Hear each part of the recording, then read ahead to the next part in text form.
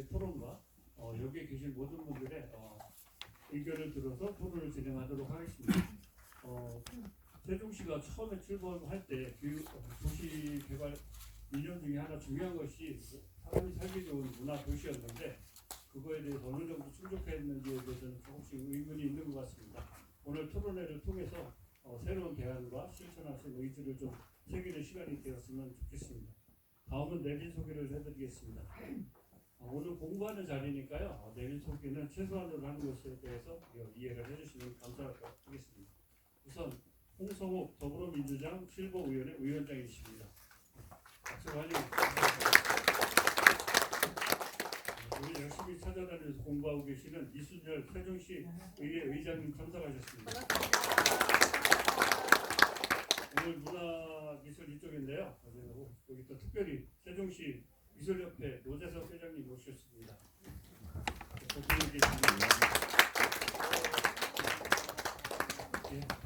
이하 소개는 생략하고 혹시 더 궁금하시면 이따 2부 이후에 온 자리에서 더 많은 인사 나눌 수 있기를 기대합니다.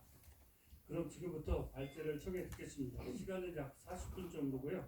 오늘 발제는 앞서 소개드린 대로 보건대학교 공공인재학부 권선필 교수님께서 맡아주시겠습니다. 권선필 교수님은 미주리대학교에서 정치학 박사를 하셨고 1999년도부터 보건대학교에서 교수로 재직하고 있습니다.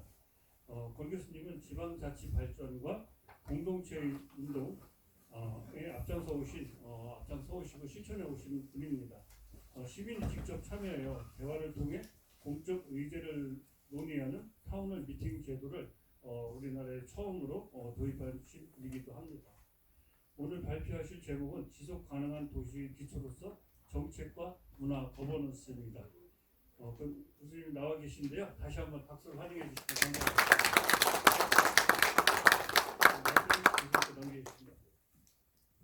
예, 제가 방금 소개받은 권선필 교수입니다. 초대해 주셔서 고맙다는 말씀 꼭 드리고 싶습니다. 우리 세종시하고는 제가 전의국민학교를 다녔기 때문에 5학년 때까지 전의국민학교 다녔습니다. 태어나서 제가 태어나자마자 1개월 됐을 때 대평리에서 생활을 시작해가지고 전위에서 초등학교 5학년까지 다닌 다음에 대전에 가서 고등학교 대학까지 나왔고요. 미국 공부하고 돌아왔습니다. 세종시의 사회적경제 공동체위원회를 시작부터 지금까지 계속 해왔었고, 그래서 공동체나 주민자치에 관해서는 사회적경제에 관해서는 관심 갖고 봐왔습니다. 오늘 제가 준비한 내용은 사실 좀 긴 얘기도 있지만 거꾸로 이야기를 해야 되겠다 오면서 생각을 했습니다. 제 뒷장부터. 왜 그런 생각을 했냐면 새로운 생각을 해야 되는데요. 앞에 있는 새로운 얘기가 없어요. 특히 앞에 있는 내용들은 한번 쭉 넘어가면서 도시 문화 이런 생각을 할 때 어떤 단어를 우리가 떠올리나 이런 단어들을 쭉 떠올리고 있거든요. 문제는 뭐냐면 이런 여러 가지를 떠올리는데 이걸 어떻게 연결해 낼지라고 하는 걸 생각하지 못한다는 거예요. 쉽게 말씀드리면 여기 쭉 나와 있는 것들이 구조가 다 따로따로예요. 행정에서. 따로 논다는 얘기입니다. 이걸 하나를 묶어내는 거를 할 수 있는 데가 많지 않고 그걸 잘하는 데는 극히 드물다. 이렇게 얘기를 시작을 해보고 싶습니다. 그래서 쭉 지속가능한 도시와 문화 관련해가지고 여러 가지, 특히 여기 이거는 거기서 논의되고 있는 핵심적인 걸 정리를 해보니까 지속가능하다는 말이 뭐와 관련이 있나? 크게 ESG 그런 게 있고요. 문화란 말과 관련해서는 뭐 문화산업, 도시정체성, 문화예술, 문화교육, 교육, 문화복지 저런 얘기가 있고요. 도시와 관련해서는 핵심적인 세 가지는 인구, 인프라, 거버넌스 뭐 이렇게 얘기할 수 있습니다. 정책과 관련해서 문화 관련된 거 이런 것들이 쭉 있더라고요. 실제 이제 부서 이름들입니다. 세종시 같은 경우에는 말씀드린 것처럼 이게 다 같이 맞물려 돌아가야 되는 게 지금 상황인데 아무도 그 얘기를 하고 있지 못하다는 게 이제 우리 현실입니다. 우리나라 정부도 마찬가지고 정부보다 더 작은 단위, 특히 지역에서는 그나마 해볼 수 있는데 지역에서도 이런 생각을 갖고 접근하는 데가 몇 개 있습니다. 우리나라에. 대표적으로 이걸 시도했던 데가 수원시 같은 경우가 있고요. 시흥이라든가 몇 개 지자체에서는 특히 수원 같은 경우는 이런 컨셉에서 나름대로 성과도 내고 염태영 시장님이 성과도 내고 이런 그림을 적용을 해서 시정을 운영했던 경험이 있습니다. 아쉽게도 세종시는 개념도 안 잡혀 있다는 생각을 합니다. 그래서 이걸 어떻게 접근할 거냐라고 하는 거에 대해서 가장 최근에 제가 생각했던 것들을 새로운 생각을 좀 말씀드리려고 합니다. 옛날 얘기는 이건 다 그동안 지나간 얘기를 그냥 모아놨기 때문에 이렇게 모아보는 것 자체가 새로운 시작입니다. 실제 도시문화 정책이 최근 이슈로 쭉 찾아보니까 이런 것들이 이제 이슈가 되고 있습니다. 이 자료는 문화도시와 관련해서 유럽에서 또 국제적으로 이거는 브라질에서 상파울로에서 회의가 있었을 때 거기서 나왔던 것들을 정리한 겁니다. 다시 말씀드리면 전 세계적인 트렌드란 뜻입니다. 문화도시와 관련해서 우리는 한참 뒤져 있다라고 하는 걸 또 볼 수 있습니다. 여기 이 7가지 주제에 관련해서 단순히 문화도시라고 하는 것이 예술이나 이런 게 아니고 도시 안에서 보면 야간 문화, 관광, 창조주거 저런 키워드들이 실제 문화도시 포럼에서 논의가 된 내용들입니다. 이거를 정리한 거거든요. 첫 번째 계속 말씀드리려고 하는 건 뭐냐면 문화도시라고 하는 것이 단순히 어떤 영역이 아니다라는 얘기를 하려고 하는 겁니다.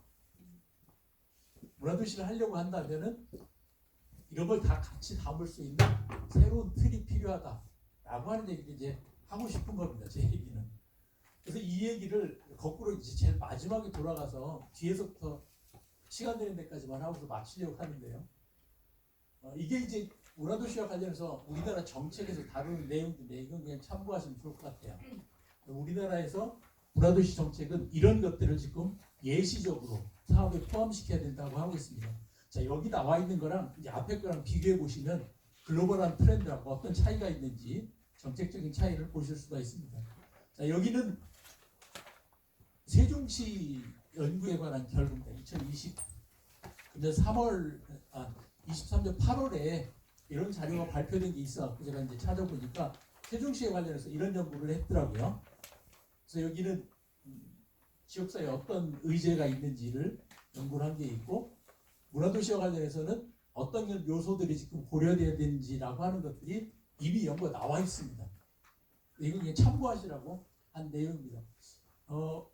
상당히 체계적이고 접근을 잘 했다는 생각을 합니다. 아시는 분이 있으셨을 것 같은데요. 문제는 이런 것들이 정책에 반영이 안 되고 있다는 얘기죠. 이것이 적용이 돼야 되는데 시민들도 잘 모르고 행정이나 의회에서 이거 가지고 정책적인 흐름을 만들어내면 좋겠는데 그런 게 이제 안 되고 있다는 게 아쉬운 부분입니다.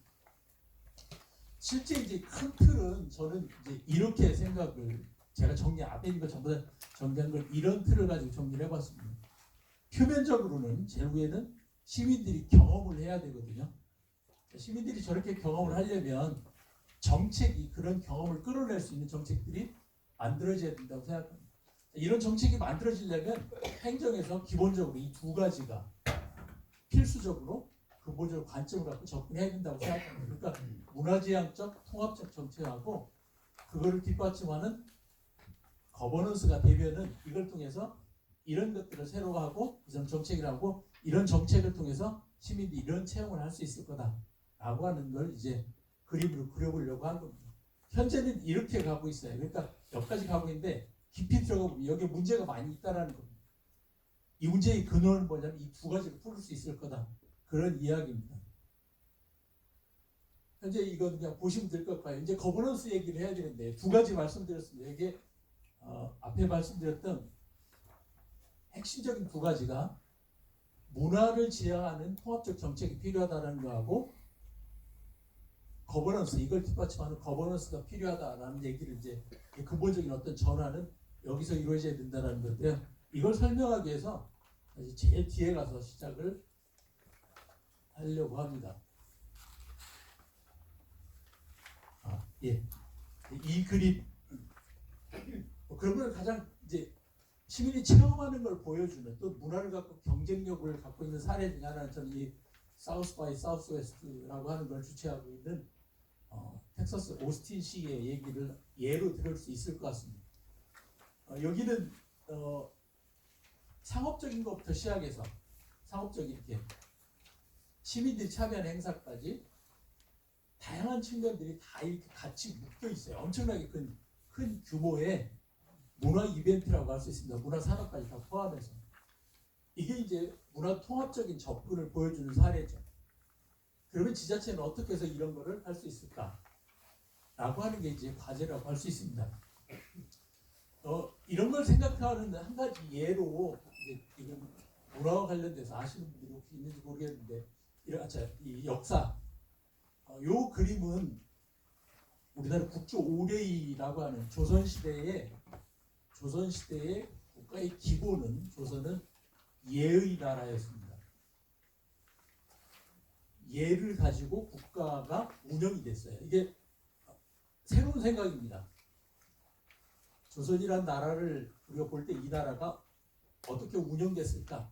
라고 하는 거에 대해서 지금 우리 한국 사회는 어떻게 운영되고 있냐면요. 법에 의해서 운영되고 있습니다. 잘 아시죠?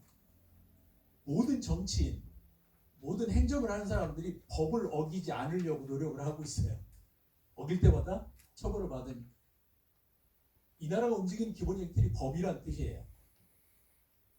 정치가 아니고. 지금 현재 겪고 있는 특히 이 검찰 정권이라고 하는 이런 표현을 써도 괜찮을지 모르겠는데 여기 우리나라가 정치가 없어지고 전부 다 법에 의해서 지배를 받고 있거든요.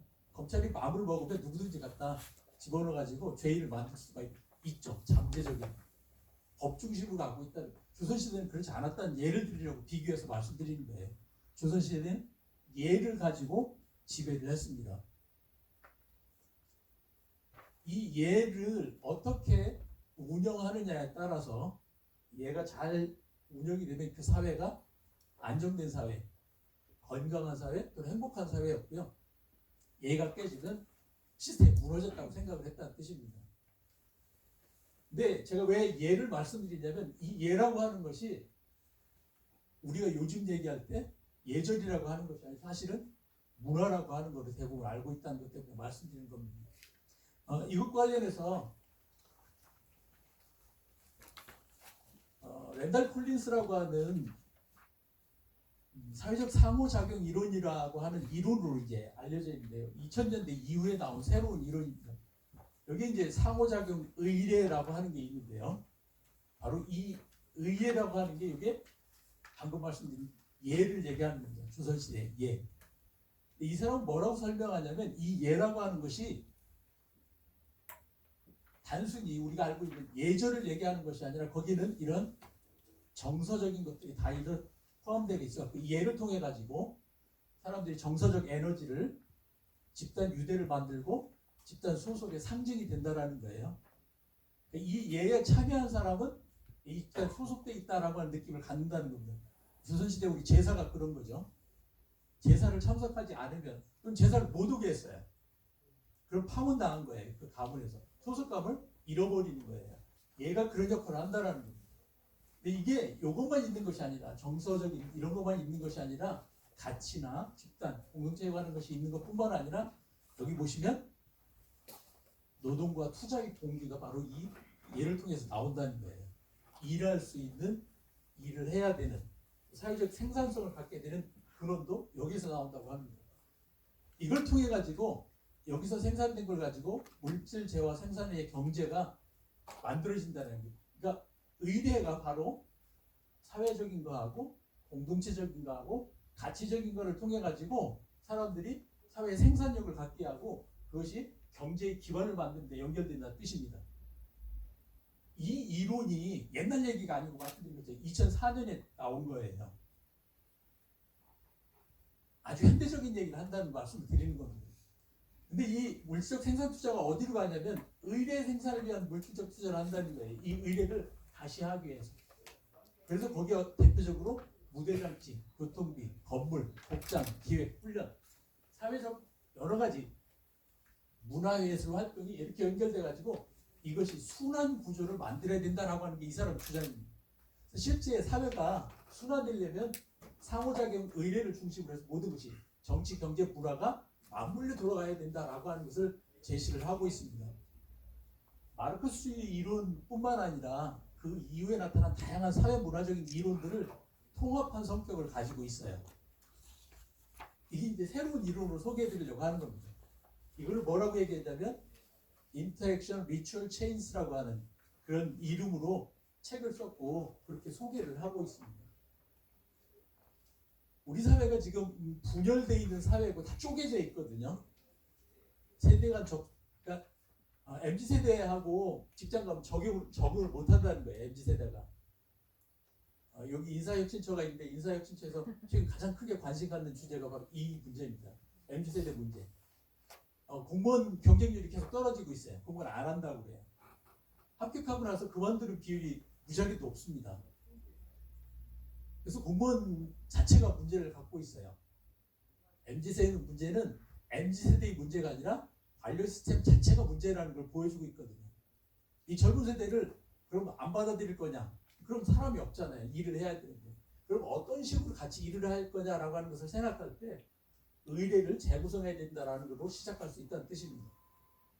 지역사회가 만들어질 때도 마찬가지고요.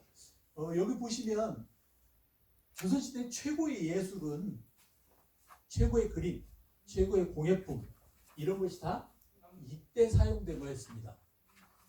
의례 때 사용된 거. 이거는 서양도 마찬가지예요. 의례 때 사용된 것이 최고의 예술입니다. 음악도 마찬가지고 미술도 마찬가지고 공예도 마찬가지. 그것이 생산되도록 하기 위해서 엄청난 투자를 해요. 재원을 다 드린다는 겁니다. 이렇게 행사를 했을 때 그러면 이것이 그냥 이렇게 한번 퍼포먼스로 끝날까요? 그렇지 않습니다. 여기에 사람들이 이렇게 참여를 하죠. 이 참여할 때 질서가 있습니다. 누가 어디 앉느냐라고 하는 것에 따라서 공간에 따라서 그 사회의 질서 체계를 그대로 보여주고 있어요. 그래서 여기에 참여하는 사람마다 우리가 사람들이 국가 안에서 어떤 관계를 갖는지 내가 어떤 위치에 있는지를 인식하게 해주는 게 바로 의례였습니다. 그래서 그 의례가 한 가지가 아니고 오례이라고 했는데 5가지 말고 다양한 게 있었습니다. 지역마다 있었고요. 그래서 이 의례를 어떻게 잘하느냐라고 하는 것이 문제를 푸는 거기도 하고 지역에 사회가 생기는 것도 문제를 푸는 거예요. 예를 들면 흉년이 들었을 때는 어떻게 할 거냐. 흉년도 마찬가지 제사를 지냈거든요. 산에 가서. 왕이 어디서 제사를 지낼 거냐. 그때마다 매번 결정을 하고 뿐만 아니라 잘 아시는 것처럼 이런 잔치 자리에는 반드시 나눔이 있습니다. 경제적인 나눔이 있어요. 여기 초대받아서 선물을 다 받아가죠. 여기에 최고의 물건들을 왕이 다 가져가는 게 아니에요. 먹거리도 다 나눠주는 동네 잔치와 같은 겁니다. 사실 국가 단위의 잔치니까요. 경제적인 것도 같이 있다라는 겁니다. 그걸 어떻게 통합했냐라는 거예요. 정치나 경제나 사회, 문화 모든 걸 어떻게 묶어낼 수 있었나. 의례를 통해서 묶어냈다라는 겁니다. 오늘날에는 이걸 어떻게 묶어내고 있을까요? 우리 사회가 이걸 실패하고 있거든요. 지금. 정치와 경제와 사회, 문화 이런 것들을 다 묶어내는 것을 아무데도 못하고 있어요. 정치 아시잖아요. 여성과 청년들이 전부 배제되고 있는 정치. 제도가 그렇게 돼 있거든요. 소선구제 한 명 뽑으니까 여성과 우리나라의 여성 정치 차별이 OECD 최하위라는 거 아시죠? 청년들도 마찬가지예요. 정치가 경제적인 배분을 조정을 하고 있나요? 그럴 힘도 없거든요. 안 되고 있거든요. 어떻게 할 건가요? 우리나라의 이 문제를 어떻게 풀 건가? 라고 하는 거에 대해서 사실 새로운 아이디어가 필요합니다. 근데 여기서는 조선시대에는 이런 것들을 의례를 통해서 해결을 하고 있거든요. 제가 제일 지금 이제 이거는 그림으로 보여드리려고 했는데 사실 동네 단위에서 있었던 건 대부분의 잔치, 결혼식, 결혼, 장례, 회가 이런 자리를 생각해 보시면 좋을 것 같아요. 일상적으로 벌어진 잔치, 이게 의례거든요. 이 잔치라고 하는 것이 어떻게 여기 좀 나이가 있으신 분들이 있어서 옛날 잔치 기억을 해보시면 바로 그 잔치 자리가 사회적 질서를 사회의 질서가 어떻게 되는지 거기서 알게 되고 자연스럽게 배우는 자리입니다. 근데 더 중요한 것 중에 하나는 경제적 나눔이 반드시 있었다는 부분이에요. 잔치 자리가. 지금은 결혼식 하면 주인이 다 내죠. 옛날에 절대 그렇지 않았거든요. 제 할아버지 회갑 때 기억하거든요. 한 달 전부터 이제 아시는 분들 다 쫓아가서 집집마다 알려가지고 어르신들 오시라고요. 그리고 집에서 다 내는 게 아니고 동네에서 같이 도와주시죠. 잔치가 끝나고 나면 남은 음식을 나눠줍니다. 어떻게 나눌까요? 이제 어머니들 그렇게 지금도 제일 아쉬워하는 거 그거더라고요. 이 뷔페집 가서 내가 가져갈 수가 없으니까 싸갈 수가 없으니까. 근데 싸갔을 때 어떻게 싸갔는가? 싸서 누구한테 갖다 주나? 제일 힘든 사람한테 나눠주는 거예요. 경제적 나눔이 있었던 게 우리의 의례, 전통 의례입니다. 거기 다 그게 담겨 있어요. 이게 상징적으로, 비유적으로 말씀드리려고 하는 겁니다. 오늘날 그런 자리가 어디 있는가라는 거예요. 오늘날 우리 사회에서, 지역사회에서, 동네에서 이런 자리가 어디 있는가? 예술을 하시는 분들은 무슨 생각을 하고 있는가? 예술이 도대체 우리 지역사회에 어떤 의미가 있는지.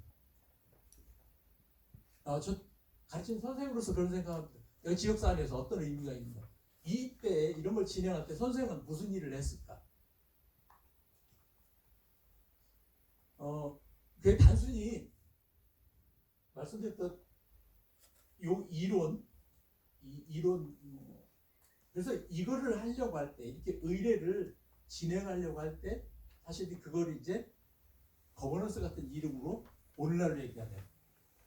하나는 이런 리추얼, 지역사회가 갖고 있는 리추얼을 개발할 필요가 있다는 말씀 드리는 거고, 그 리추얼이 장이 서양에서는 이런 겁니다. 현대적인 리추얼이 바로 이런 자리거든요. 지역사회가 전체 참여해서 잔치자리죠. 공짜로 참여할 수 있게. 근데 절대 우리 사회는 공짜로 참여하는데 미국 사회에 가보시면 아시겠지만 여기 밑에 이렇게 있죠. 이게 다 누구냐면 기부하는 사람. 아시잖아요. 골드 레벨, 실버 레벨, 브론즈 해가지고 이 동네에서 기부한 거예요. 전부 다. 그냥 하는 게 아닙니다. 있는 사람들이 내 갖고 하는 거예요. 특히 개인들로도 몇십억씩 내고 재단을 세워서 여기 그 재단을 통해서 계속 기부하는 사람들이 있습니다. 우리는 전부 다 1대1로만 하거든요. 전부 다 정부가 해달라고만 하고 있고 사회적인 기부를 하는 사람들이 없어요. 조선시대만도 못한 겁니다, 사실은. 잘 아시는 조선시대 판소리가 이제 되게 재미난 이런 예로 저는 생각을 하는데 사실 판소리 할 때 그림도 똑같이 이런 식으로 그림이 그려지더라고요. 평안감사 부인도라고 하는 그림이 하나 있습니다. 거기에 이제 모은갑이라고 하는 유명한 명창이 판소리하는 장면이 그려져 있어요. 거기 그림도 거의 비슷하게 이런 식으로 그려져 있어요. 판소리를 하는데 예를 들면 여기에 이제 판소리 공연을 회갑이나 이런 어른들을 위해서 하니까 여기 이제 앉아 있고 여기서 이제 모은갑이 공연을 하는 장면인데 여기에 사람들이 앉는데 어떻게 앉았나라고 하는 걸 보여야 되는 거예요. 바깥에 담 너머까지 사람들이 다 보는 그런 그림으로 그려져 있습니다. 소위 얘기하는 마당이 열리는 거죠.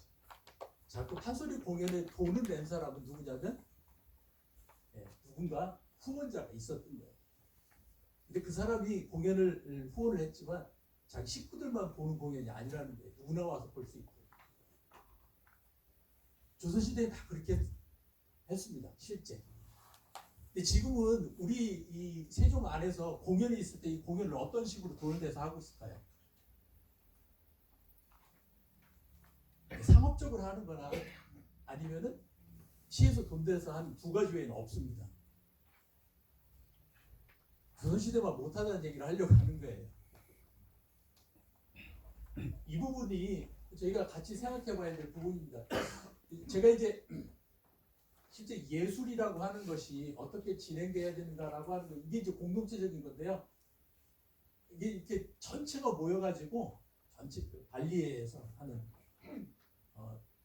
제사입니다. 이거 의례, 축제 장면인데 이런 경우도 마찬가지거든요. 전체가 참여해서 같이 하는 그런 자리가 있어요. 근데 여기서는 진행되는 방식이나 이런 게 독특합니다. 이거와 비슷한 것을 제가 짧게 한 가지만 보여드리려고 영상을 가져왔는데 최근에 개인적으로 모차르트 일의 최고의 음악가라고 생각하는데요. 그 젊은이가 작년 글래스톤베리에서 한 공연입니다. 한번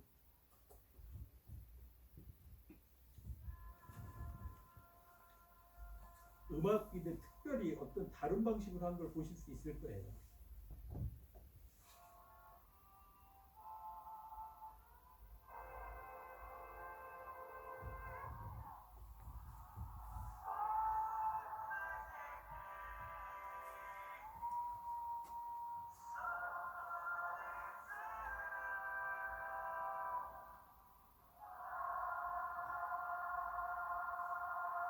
이 30대 초반에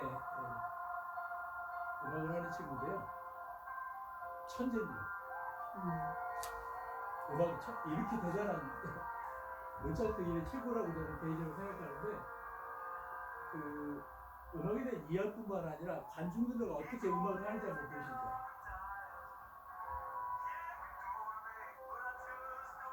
예, 중간에 넘어가면 이제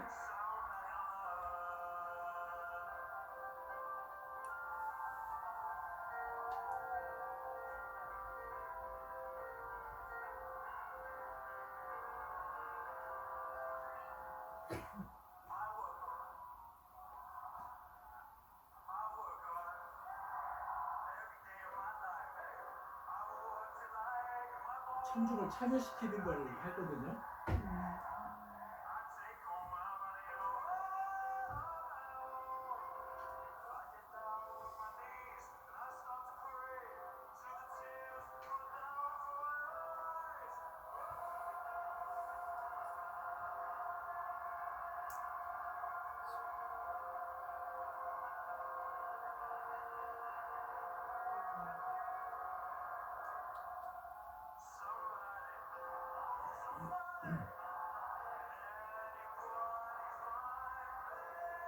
우리가 떼창이라고 우리 잘한다고 하는데 그걸 어떻게 하는지 한번 보시죠. 그 수준을 높이고 있거든요. 다른 식으로.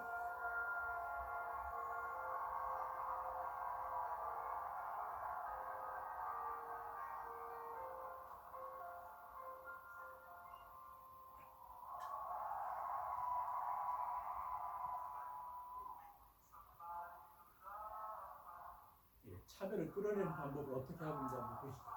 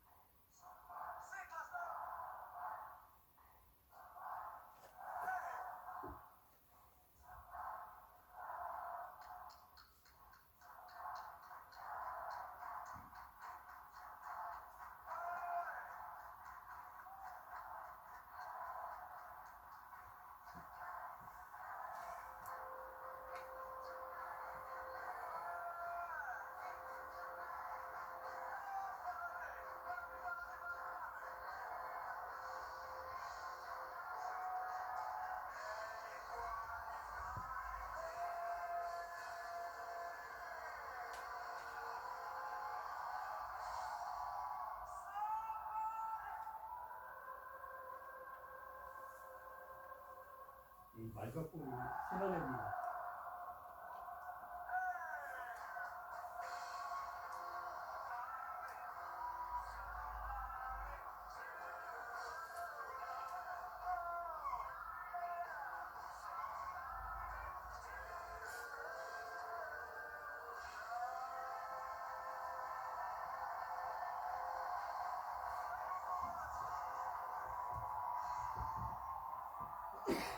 여기 이 참여하는 사람들 표정을 보셨을 텐데요. 실은 이 영상은 사실 이렇게 참여가 엄청나게 많이 나와 있지 않습니다. 그런데 이 친구가 마지막 끝날 때 전 세계 공연을 하고 있는데 10분 내지 15분 동안 저렇게 해요. 근데 일반인들을 데리고 전체가 합창을 할 수 있도록 그렇게 끌어내는 거예요. 전체를 참여한 사람. 무슨 말씀 드리려고 하냐면 공연에 참여한 사람들이 무엇을 느낀가라고 하는 겁니다. 공연에 참여한 사람들이 무엇을 느낄까? 저 사람 정말 잘한다. 그것만 느낄까? 핵심이 뭐냐면 내가 여기 속해 있다라고 하는 걸 느끼는 겁니다. 자기가 기여를 하거든요. 합창을 할 때. 근데 지금 요 장면은 그 부분이 아주 그렇게 잘 드러나지 않습니다. 혹시 기회가 되시면 유튜브에 들어가 보면 영상이 되게 많습니다. 제이콥 콜리에라고 하는 친구인데 우리나라도 잠깐 한번 왔다 갔는데 싱가포르라든가 그 유럽의 주요한 도시를 돌면서 저런 그 마지막 공연에 한 15분 정도 청중들하고 같이 음악을 만드는 걸 하거든요. 말씀드린 것처럼 거기에 핵심은 뭐냐면 어떻게 공동체가 하나 되는 경험을 할 수 있을까라고 하는 것을 경험하게 해준다는 겁니다. 그런데 그 하나 되는 경험이 우리가 그냥 하나가 아니라 따로 또 가치를 경험할 수 있게 한다는 겁니다. 따로 각자 자기 파트를 부를 수 있게 하니까요. 그 부분이 말씀드린 여기서도 마찬가지죠. 각자 여기에 참여한 사람들은 자기 위치가 있습니다. 아무데나 갈 수가 없어요. 이 의대 안에 각자 자기의 위치가 있습니다. 거기 가서 그 역할을 하면서 하나라고 하는 걸 경험해요. 따로 또 가치가 그 뜻입니다. 하나를 묶고 이게 의례라고 하는 거예요. 의례. 똑같은 걸 한다는 뜻이 아니고 각자 여기 있는 사람 여기 역할하고 여기 바깥에까지 이렇게 있거든요. 일본 백성은 여기 와서 바깥에 있지만 여기도 나이나 지역이나 이런 것에 따라서 다 위치가 있어갖고 이 전체를 같이 하는 걸 통해 가지고 하나 되는 경험을 우리가 하나의 공동체다라고 하는 걸 경험하고 이 행사의 의미를 같이 느낄 수 있도록 한다라는 거죠. 자, 이게 의례라고 하는 걸 설명할 수 있고 문화라고 하는 것이 이 역할을 해야 된다는 겁니다. 지역사회 안에서, 도시 안에서, 국가 안에서. 자, 이거를 진행할 때 이렇게 이런 행사 같은 걸 끌고 갈 때 그거를 진행하는 역할이 바로 거버넌스라고 하는 걸 이해를 하시면 되겠습니다. 그러니까 문화라고 하는 거는 이렇게 체험돼야 된다라는 말씀을 드리려고 하는 거예요. 여기는 말씀드린 최고의 음악감이 있어요. 그렇지만 음악만 하는 게 아니에요. 음악이 어떤 위치인가라는 걸 정확히 알고서 하는 거예요. 여기에 공연을 하는 분들이 반드시 해요. 옷도 다 만들어야 되니까요. 그때. 그것이 어떻게 쓰이는지를 이 안에서 어떻게 쓰이는지 다 알고서 한다는 뜻입니다. 그 역할을 주고 있어요. 그러니까 이거를 전부 기획해서 진행하는 사람들이 바로 예학자였습니다. 제가 안동을 시대 저희 할아버지 권근이 그 할아버지가 조선이 출발할 때 국조 오레이 작성하는데 가장 중요한 역할을 하셨어요. 저희 집안의 전통이더라고요. 예학이라고 하는 것이.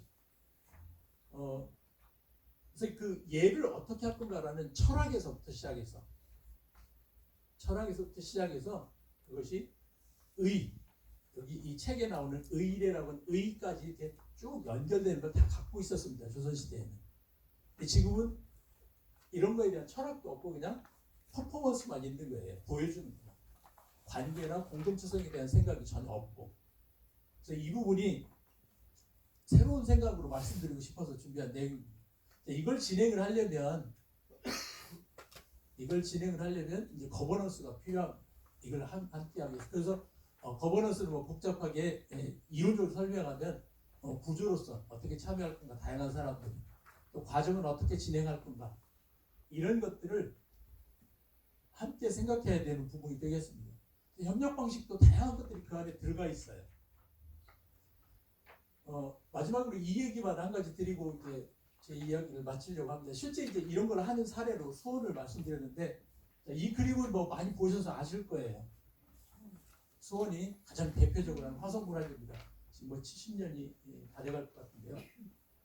이 그림이 보통 그림과 보통 다른 데서 하는 축제, 이 세종이나 뭐 충남이나 대전에서 하는 축제와 전혀 다른 점이 뭐냐면 여기 있는 사람들이 전부 시민이라는,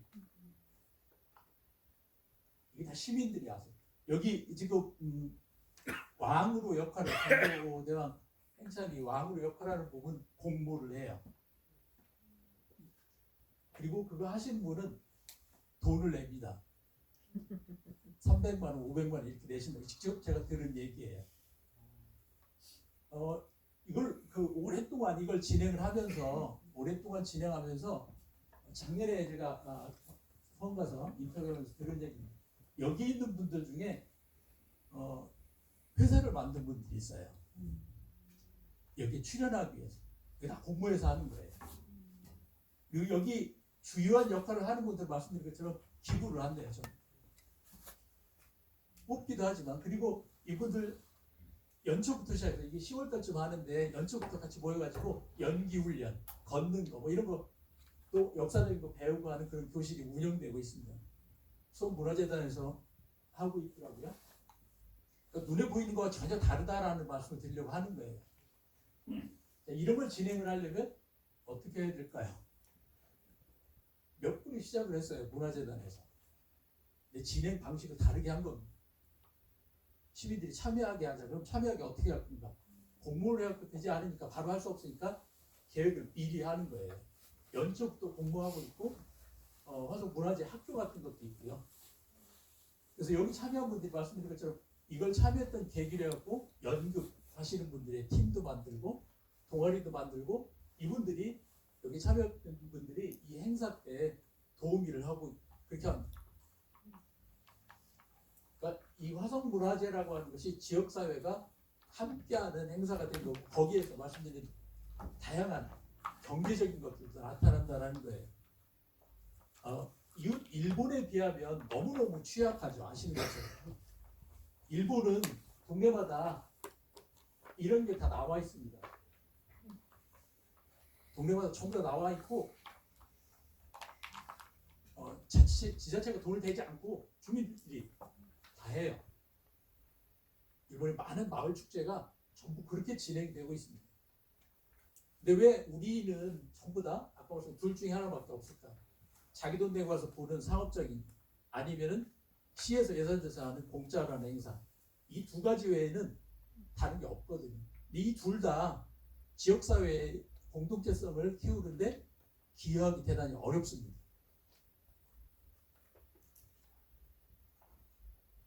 주로 이제 뭐 민간 부분에서 하는 거야. 뭐 당연히 돈 있는 사람들이 가니까 어쩔 수 없던데, 왜 시에서 이렇게 지원하는 많은 문화 행사들도 사실은 공동체성을 확보하는데 어려움이 있을까요?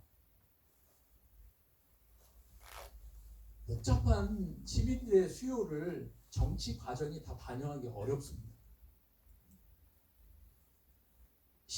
우리 시민들이 다양한 복잡성, 연령이라든가 세대라든가 그다음에 경제적인 상황이라든가 지역이라든가 이 복잡한 거를 뭐 의장님 계시지만 시의회에서 그걸 결정할 때는 하나의 안으로밖에 결정할 수가 없거든요. 세종시는 하나의 정책을 할 수밖에 없다는 거예요. 30만의 다양한 의견을 충분히 수렴할 수 있다 하더라도 그거는 획일적으로 될 가능성이 점점 높다라는 거죠. 자, 이게 이제 분권이 필요한 이유고 자치가 필요한 이유입니다. 자체적으로 동네마다 할 수 있도록, 지역마다 할 수 있도록, 세대별로 할 수 있도록 이런 걸 계속 지원해 주는 걸 해야 되는데, 그러려면은 기다리는 것뿐만 아니라 장기적으로 그걸 진행할 수 있는 어떤 틀을 가져야 되거든요. 이게 부족하니까 4년마다 한 번씩 세상에 뒤집어 있는 일들이 벌어지죠. 문화계에서. 부끄러운 일입니다. 정치나 행정이 실패한다는 걸 보여주는 예거든요. 정당한 결정임에도 불구하고 의회가 정당한 권력을 갖고 있으니까, 시장이 권력을 갖고 있으니까 4년마다 결정을 하는 건 법적으로 아무 문제가 없어요. 그렇지만 그 효과가 지역사회에, 우리 도시에 의미 있는 결과를 남기고 있는가라고 하는 걸 되돌아보자라는 겁니다. 실제 그런 결과를 남거든요. 우리가 지역에 있는 많은 문화행사를 통해서 공동체성이 더 늘어나고 있는가? 지역 경제가 활성화되고 있는가? 더 노동과 투자의 동기가 거기서 생기고 있는가? 이런 두 가지 말씀을 그냥 드렸습니다. 하나는 이 새로운 이론, 사회적 상호작용 이론을 통해서 의례라고 하는 것이 새롭게 정치나 경제, 사회, 문화를 엮어주는 틀로서 의례라고 하는 것이 이야기되고 있다라고 하는 이제 새로운 이론을 하나 소개해드렸고요. 이것을 이제 우리 사회에 적응하려면, 적용해 보려면 새롭게 생각할 게 되게 많은데, 되돌아보니까 조선시대는 그런 게 있었더라라고 하는 것을 조선시대대로는 할 수 없지만 그것이 가능하고 실제 생각해 볼 수 있다라고 하는 것을 예로 말씀드렸습니다. 실제 그래서 오늘날 이걸 다시 의례를 중심으로 해서 지역사회가 문화적인 문화를 통해서 지역사회가 공동체성, 문제 해결, 경제적인 것, 정치적인 이런 문제를 해결하려면 새로운 상상력이 필요하고, 그걸 하기 위해서 거버넌스라는 방식으로 접근할 수밖에 없을 거다라고 하는 이제 말씀을 드리는 겁니다.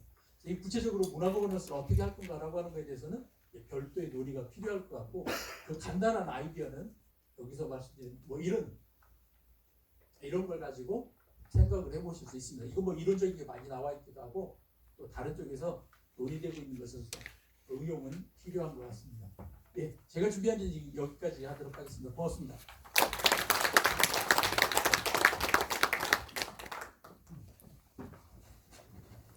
예, 저희가 오늘 그 문화라는 주제를 가지고 이야기를 나눴는데요.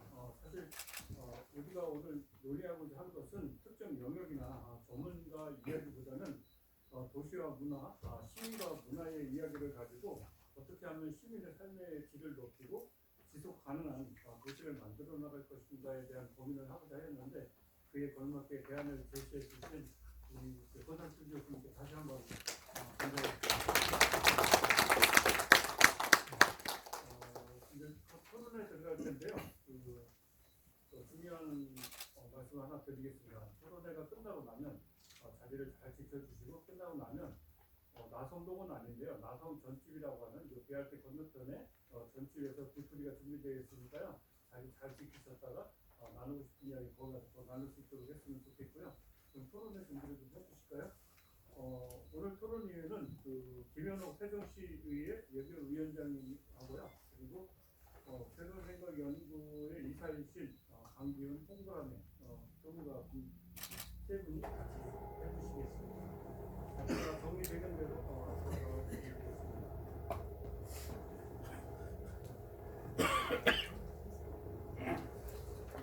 소개는 안 해주셨는데 사회는 제가 사회를 계속 오늘 그 토론회 보상은 새로운 생각을 해주시고요. 아까 우리 교수님이 세종시 문화도시 관련해서 사례나 준비한 자료를 얘기해 주셨는데, 거기에 자료를 박수를 만드는데 거의 많은 일을 다 해주신 이재일 박사님께서 이렇게 진행하다 보다 보니까 정리가 다 나와 있더라고요.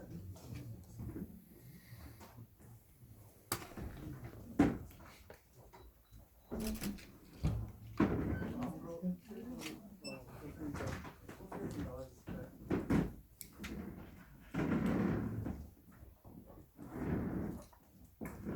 강기훈 이사님 먼저 해주시네.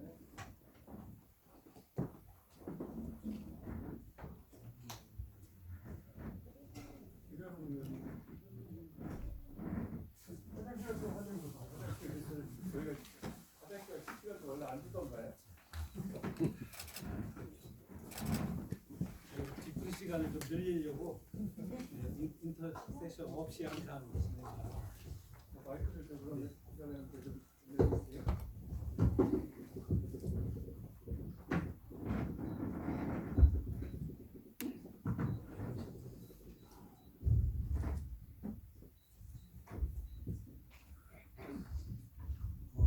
김현호 위원장님 잠깐 자리 비우셨는데 아마 금방 오실 거거든요.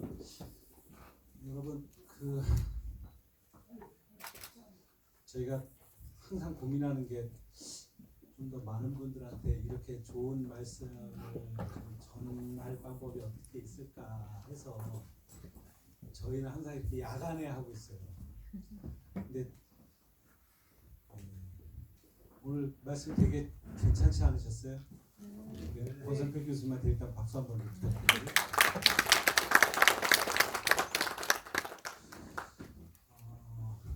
저희가 부제로 써 있지만 지속 가능한 공동체의 힘을 문화로 말씀드린 거죠. 그래서 권 교수님 말씀 다 같이 들으셨는데 공동체성이라는 표현을 좀 많이 서로 기억했으면 좋겠다 생각해요. 저는 개인적으로 굉장히 감동을 많이 받았는데 그건 아마 제가 문화적인 소양이 좀 부족해서 더 그렇지 않았을까 생각을 하고 있습니다. 네, 실제로 권석필 교수님 말씀을 이렇게 좀 직접 들을 기회가 별로 없었는데 저로서는 굉장히 감동스러운 말씀이고요. 저는 좀 문화라는 걸 뭐라고 부를까, 문화를 뭐라고 부를까라고 생각하면 저는 한 집단, 사회나 국가의 그런 기억 또는 경험, 기억이나 경험의 바탕을 둔 그 삶의 양식의 총체다. 그러니까 생활 양식도 있고 뭐 행동 양식도 있는데 이제 삶의 양식의 총체다 이런 생각을 많이 하는데 오늘 특히 권 교수님께서 제가 개인적으로 생각하는 거하고 좀 가까운 말씀 주셔서 저로서는 더 굉장히 인상 깊게 말씀을 받았습니다. 오늘 토론도 저희가 이제 세 분을 모셨는데요. 전문가 선생님 그리고 청년을 대표하는 세 분을 모셨어요. 다 저희 연구소 입장에서는 굉장히 중요한 입장들을 갖고 계신 분이다 해서 모셨는데 제가 좀 먼저 소개를 좀 드리면 먼저 큐레이터 세상 평생교육연구원의 홍보람의 원장님 모셨습니다.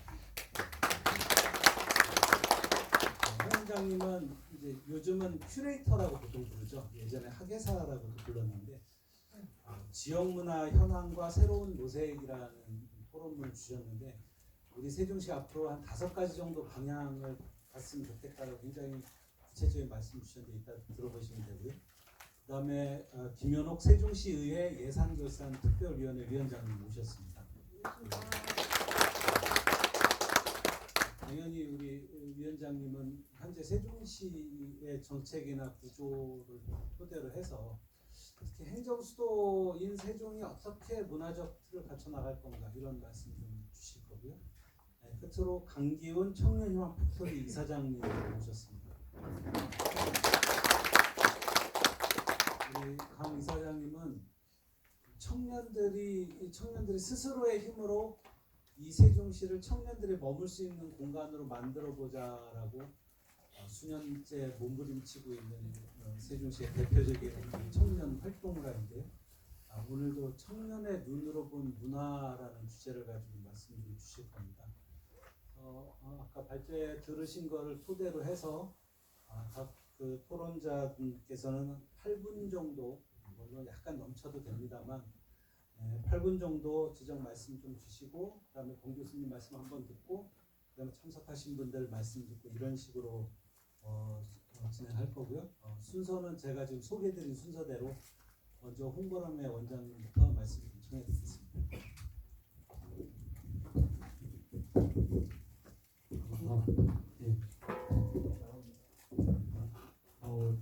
나오는데 짧게 나오는데 진행하는 거하고 비슷해요. 제가 이제 다른 것보다도 제가 이제 이론 공부를 좀 오랫동안 했는데요. 공부만 해가지고 현장에서 문화적인 것이 어떻게 발현될 수 있을까 이론적인 발표를 하는 것은 좀 쉽지만 현장에서 그것을 적용시키고 활용하고 만들어내는 것은 현실적으로 좀 쉽지 않다라는 생각을 많이 했습니다. 그래서 현실화하기 위해서 어떠한 노력들을 할까 고민을 좀 해봤어요. 그래서 저는 일단은 한 5년 전에 세종에 이사를 했고요.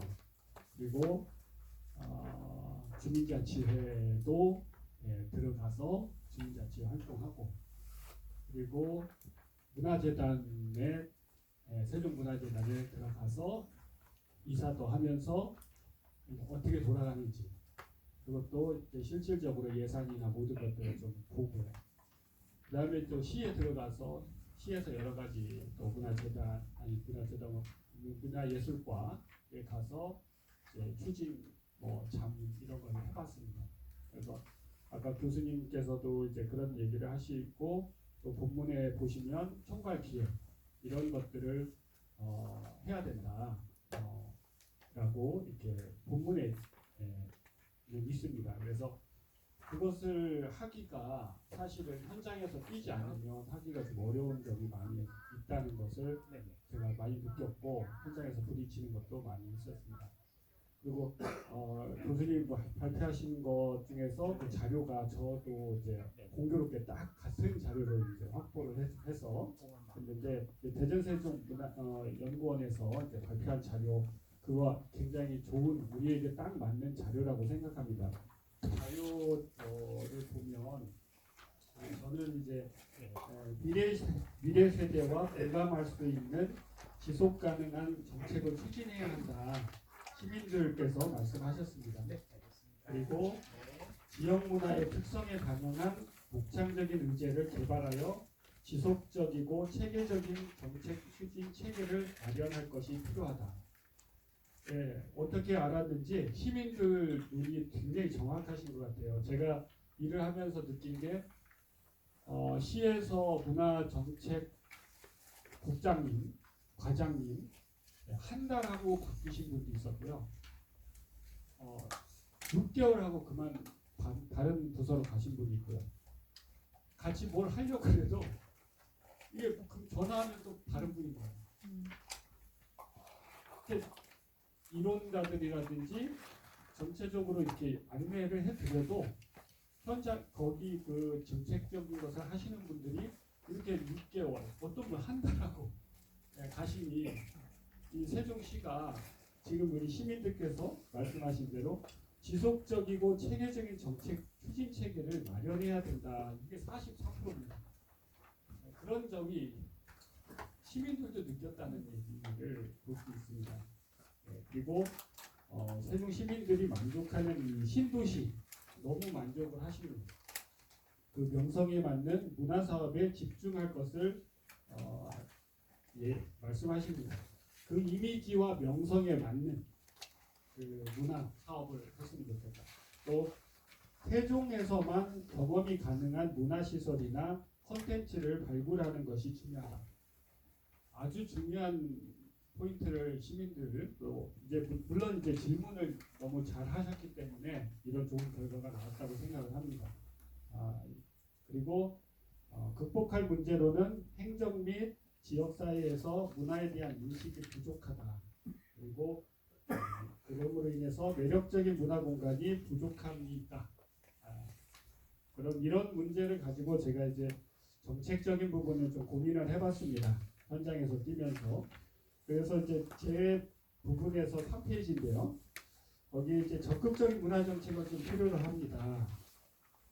이제 뭐냐면 그 중에 하나가 예산이 지금 문화예술과에서는 지금 쓰는 돈이 440억, 그러니까 전체 예산의 0.23%밖에 배정이 되어 있지 않습니다. 그것을 1% 정도 증액을 했으면 좋겠고요. 소극적인 정책에서 아까 말씀드린 대로 과장님이나 국장님이 바뀌시더라도 이제 부시장급 저희 세종시에는 과거에 농업 부시장님도 계셨습니다. 문화부 시장님도 좀 있으면 좋겠다 하는 그런 생각이 들었고요. 그리고 세종시 의회도 이제 제가 좀 살펴보니까 상임위원회가 다양하게 이렇게 구성이 되어 있는데 문화예술 상임위원회는 없더라고요. 그러다 보니까 의회의 의원들도 그런 것들을 이제 어떤 부분적으로 이렇게 하실 수밖에 없는 구조지 않을까. 그래서 상임위원회가 조금 발족이 됐으면 좋겠다. 그다음에 통합적으로 이제 충청 메가시티를 하는데 이 문화 메가시티를 할 수 있는 것을 만들었으면 좋겠다. 그런 생각을 갖고 있습니다.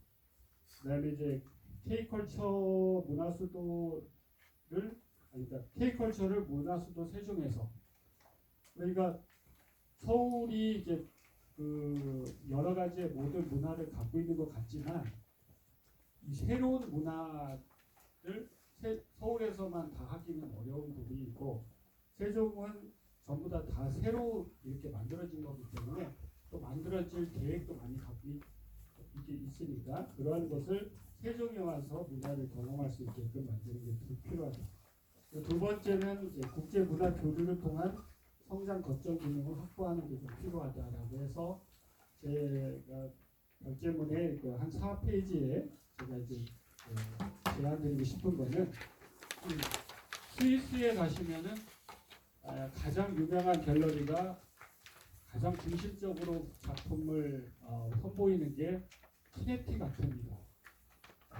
왜 이것을 중심으로 하냐고 물어봤더니 우리는 시계의 나라고 이 시계와 키네틱은 상당한 연관성을 많이 갖고 있기 때문에 이것을 집중적으로 육성한다고 하더라고요.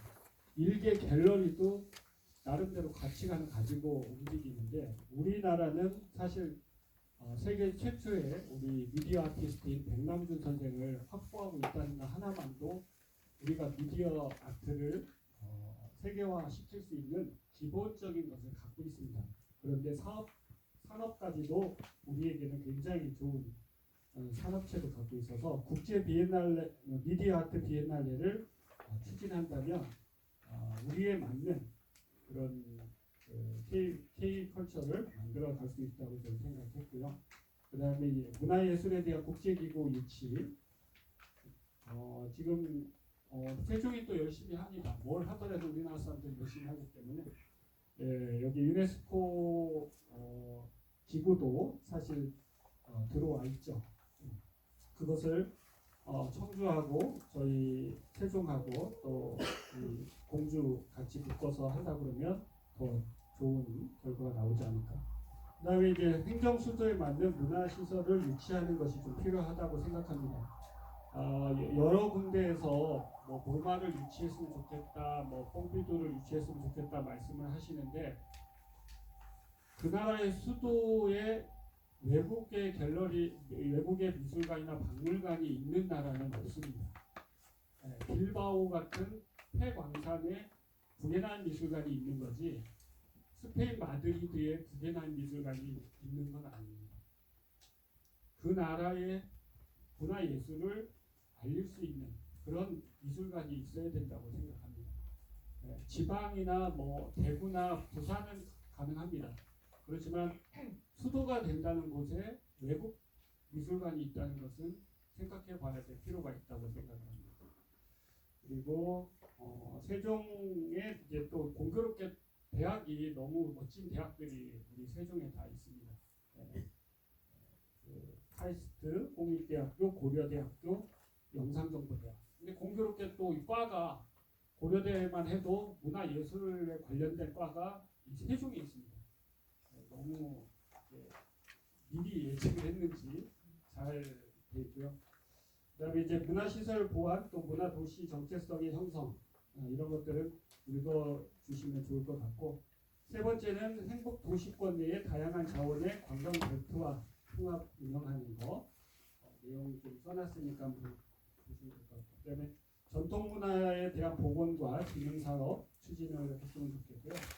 그다음에 다섯 번째는 이제 제가 조금 중심적으로 생각하는 부분인데요. K컬처 관련된 박물관, 미술관 유치를 제가 이제 아까 우리 사회자님께서 말씀하신 대로 제가 회원을 한 5만 6천 명 정도 학예사 크리에이터를 관심 있는 그 회원들 확보하고 있는데 그 회원들 중에 박물관과 미술관을 설립하려고 하시는 분도 많이 있습니다. 그리고 이러한 관련된 컬렉션을 가지고 있다고 하시는 분들도 있었습니다. 그러나 서울에 하기에는 수도권에 하기에는 너무 많은 자금이 들어가기 때문에 위험 리스크가 많아서 어떻게 해야 될지 고민하시는 분도 꽤 있습니다. 그렇기 때문에 이런 분들을 우리 세종에 유치를 한다면 그분들 각자가 다 컨텐츠를 아주 훌륭한 컨텐츠와 컬렉션을 갖고 있기 때문에 우리 쪽에 우리 세종에 유치할 수 있는 다양한 정책을 마련해 주신다면 유치가 가능한 수 있다고 생각을 합니다. 그게 이 컨텐츠가 곧 그분들의 경쟁력이고 그분들의 경쟁력은 그 문화예술계에 전반적으로 영향을 미치기 때문에 전시도 계속 할 수가 있고 또 다양한 행사를 전문적으로 하시는 분들이니까요. 박물관 운영하실 만한 분들은. 그래서 우리 세종을 이제 정치적으로 빠르게 올라오게 할 수 있는 좋은 방법이라고 저는 생각을 합니다. 여기까지 하도록 하겠습니다. 말씀 고맙습니다. 예, 그 토론문 자료에 보시면 시립통합수장고라는 제안이 있어요. 지금 말씀에서 다 못하셨는데 실제 개인이나 작은 기업의 박물관, 미술관을 건립하려고 하는 분들은 많은데 그것을 체계적으로 운영 관리할 만한 시설을 민간이 운영하기 굉장히 어렵습니다.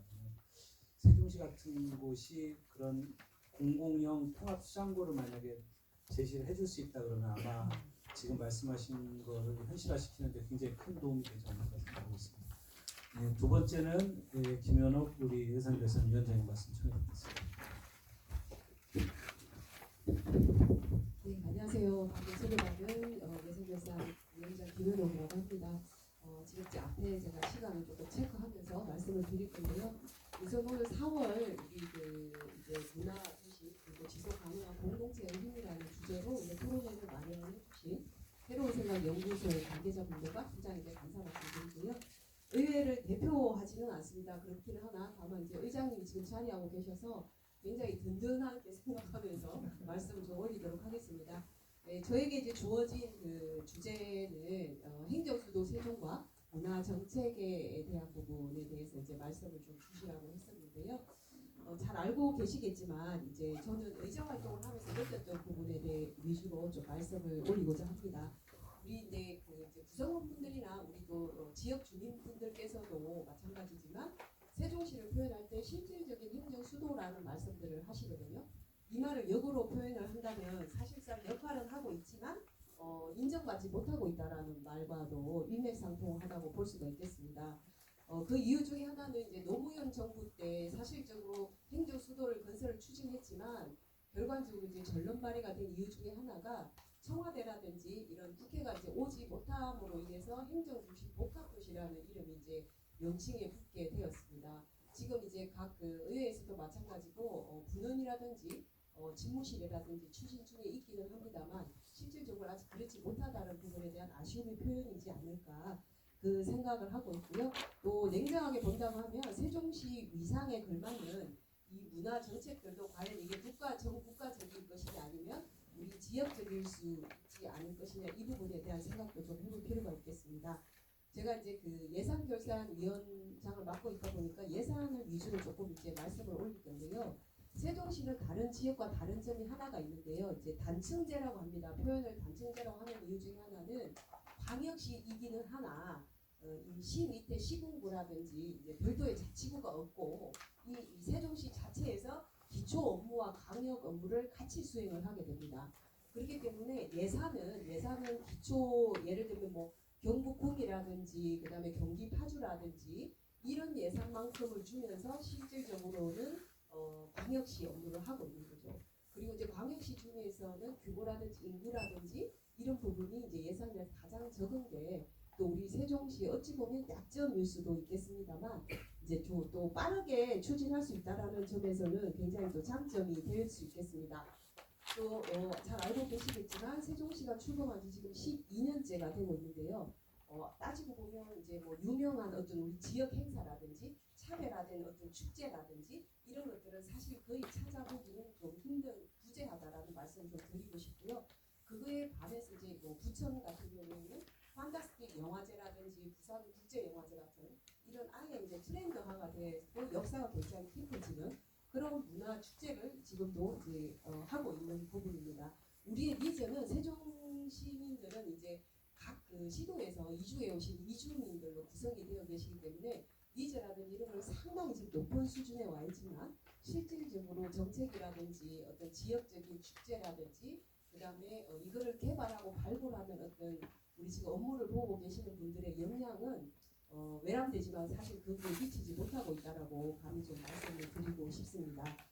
더군다나 이제 이게 신생 도시다 보니까 우리가 문화를 소비하는 분들을 어떻게 볼 것이냐, 그냥 관중으로 볼 것이냐 아니면 소비자로 볼 것이냐의 부분도 있을 것 같은데요. 현재까지 세종에서 추구해온 바는 거의 시민을 관중석에 앉혀놓고 행사를 이렇게 하는 그런 위주의 것들로, 그러니까 예산은 예산대로 들어가지만 실질적으로 수혜라든지 만족도에 있어서는 이게 예산 낭비가 아니냐는 지적도 상당히 지금 많이 갖고 있는 게 현실이 될 수 있겠습니다.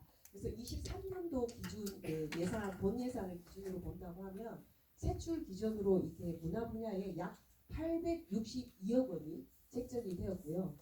그게 이제 문화예술진흥이라든지 6개의 정책 사업과 그다음에 18개 단위의 사업을 추진을 했지만 결과적으로 세종 시민이 피부로 느낄 만한 독창적인 어떤 사업은 찾아보기 어렵다고 감히 말씀을 드릴 수 있겠습니다. 예를 들어 지금 길거리 공연을 많이 추구는 하고 있습니다만 실질적으로 세종시에 소재한 예술인들이 참여보다는 전문 기획사라든지 주변에 있는 청주, 대전에서 오시는 예술 분야, 전문 분야 분들 기획 이벤트 회사가 실질적으로는 거의 다 판을 깔고 가져가는 이런 좀 기형적인 구조로 되어 있는 부분도 우리가 좀 바꿔나가야 될 부분이 아닌가 그렇습니다. 그래서 정리를 조금 해서 말씀을 드리자면 이 세종은 광역단체이기는 하나 예산은 기초단체 수준이고 또 업무도 동시에 기초 업무까지 하다 보니까 행정 인력이라든지 문화예술 종사 인력도 부족하고 더군다나 역사까지도 짧아가지고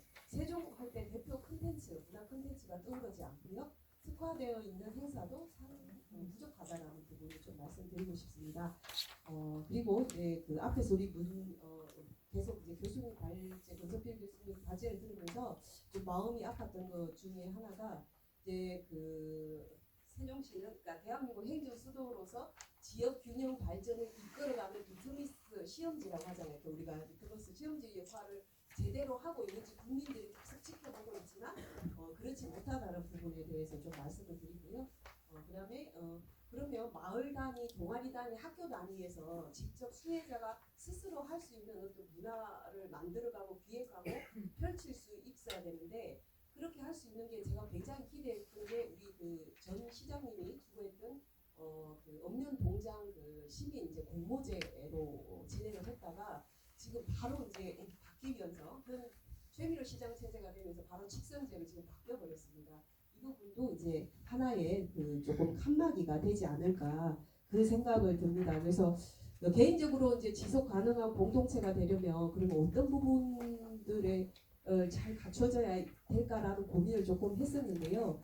우리가 이제 지금도 핵무기가 왔다 갔다 하고 뭐 AI가 막 하루가 다르게 이렇게 개발되고 있지만 실질적으로 이 싸움을 하는 가장 큰 원인이 뭔가를 돌아보면 결국은 서로 다른 인종, 그다음에 종교, 이념 이런 것들 때문에 대부분이 전쟁을 하고 있고 대부분의 역사가 다 그런 걸로 전쟁의 역사가 좀 꾸려지고 있는 것 같습니다. 그래서 이 전 세계 국가가 EU에 다 가입이 된다고 하면 큰 공동체가 실현이 된다고 하면 사실상 전쟁은 없어지겠죠. 그러나 그런 것들을 추구하는 리더는 사실 지금 보이지가 않고요. 그 강국이라는 이미지를 굉장히 많이 띄우고 있다. 그런 점에 있어서 아까 예를 갖추는 어떤 우리의 그 역사가 굉장히 중요하고 두 번째는 기록이라고 저는 아카이빙이라고 생각이 드는데요. 우리가 역사는 짧지만 이 실제로 짧은 12년 동안에 그러면 기록이 제대로 갖추어져 있느냐 그렇지가 않거든요. 즉 굉장히 산발적으로 흩어져 있습니다. 그래서 이런 어떤 아카이빙 작업도 굉장히 필요할 것 같고요. 그래서 이게 현실적인 공동체일지 이상적인 공동체일지는 모르겠지만 공동체가 바르게 나가려면 인권을 바탕으로 한 나눔과 그 다음에 미래 비전 제시가 저는 분명히 있어야 된다고 생각을 합니다. 이렇게 건강한 공동체가 있었을 때 지속 가능한 힘이 되지 않을까라는 좀 말씀을 드리고 싶습니다. 네, 시간이 한 8분이 된 관계로 우선 저는 여기까지 말씀 올리도록 하겠습니다. 고맙습니다.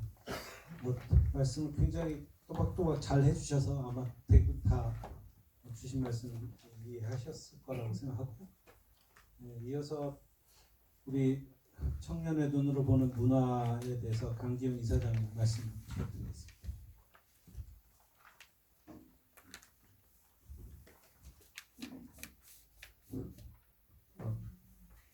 네, 감사합니다. 그 청년연합 팩토리 사회자협동조합의 강기훈입니다. 우선 그 개인적으로 그 SNS나 이런 거 통해서 남몰래 배움을 얻고 있는 분들과 이렇게 자리를 같이 하게 돼서 너무 영광이고요. 이런 자리 만들어주신 조성 선생님께 감사드립니다. 그 열심히 지역에서 몸부림치고 있는 청년 당사자로서 그 좀 지역의 이런 청년과 문화가 상생하기 위한 제안을 조금 고민해봤습니다. 네, 이 해당 제안은 그 제 개인의 생각은 아니고요. 저희 조합이 2020년부터 계속 지속적으로 의제 발굴을 위해서 청년들이 참여하고 있습니다. 그래서 뭐 시정에 제안하기도 하고 혹은 또 국정에 제안하기도 하는 과정들을 계속 만들고 있는데 그 중에 해당 주제에 부합하는 3가지 가져온 내용이고요. 그 배경에 대해서도 좀 이야기를 드리고자 합니다. 다소 세종에 살고 있는 입장에서는 뼈아픈 이야기들이 좀 있을 수 있어서 같이 이야기 나누도록 하겠습니다. 그 성실하게 3페이지 이내로 해달라고 하셔가지고 너무 글을 압축하다 보니까 그 보시기에는 좀 불편하실 것 같아서 제가 열심히 이야기할 테니 저를 봐주시고요.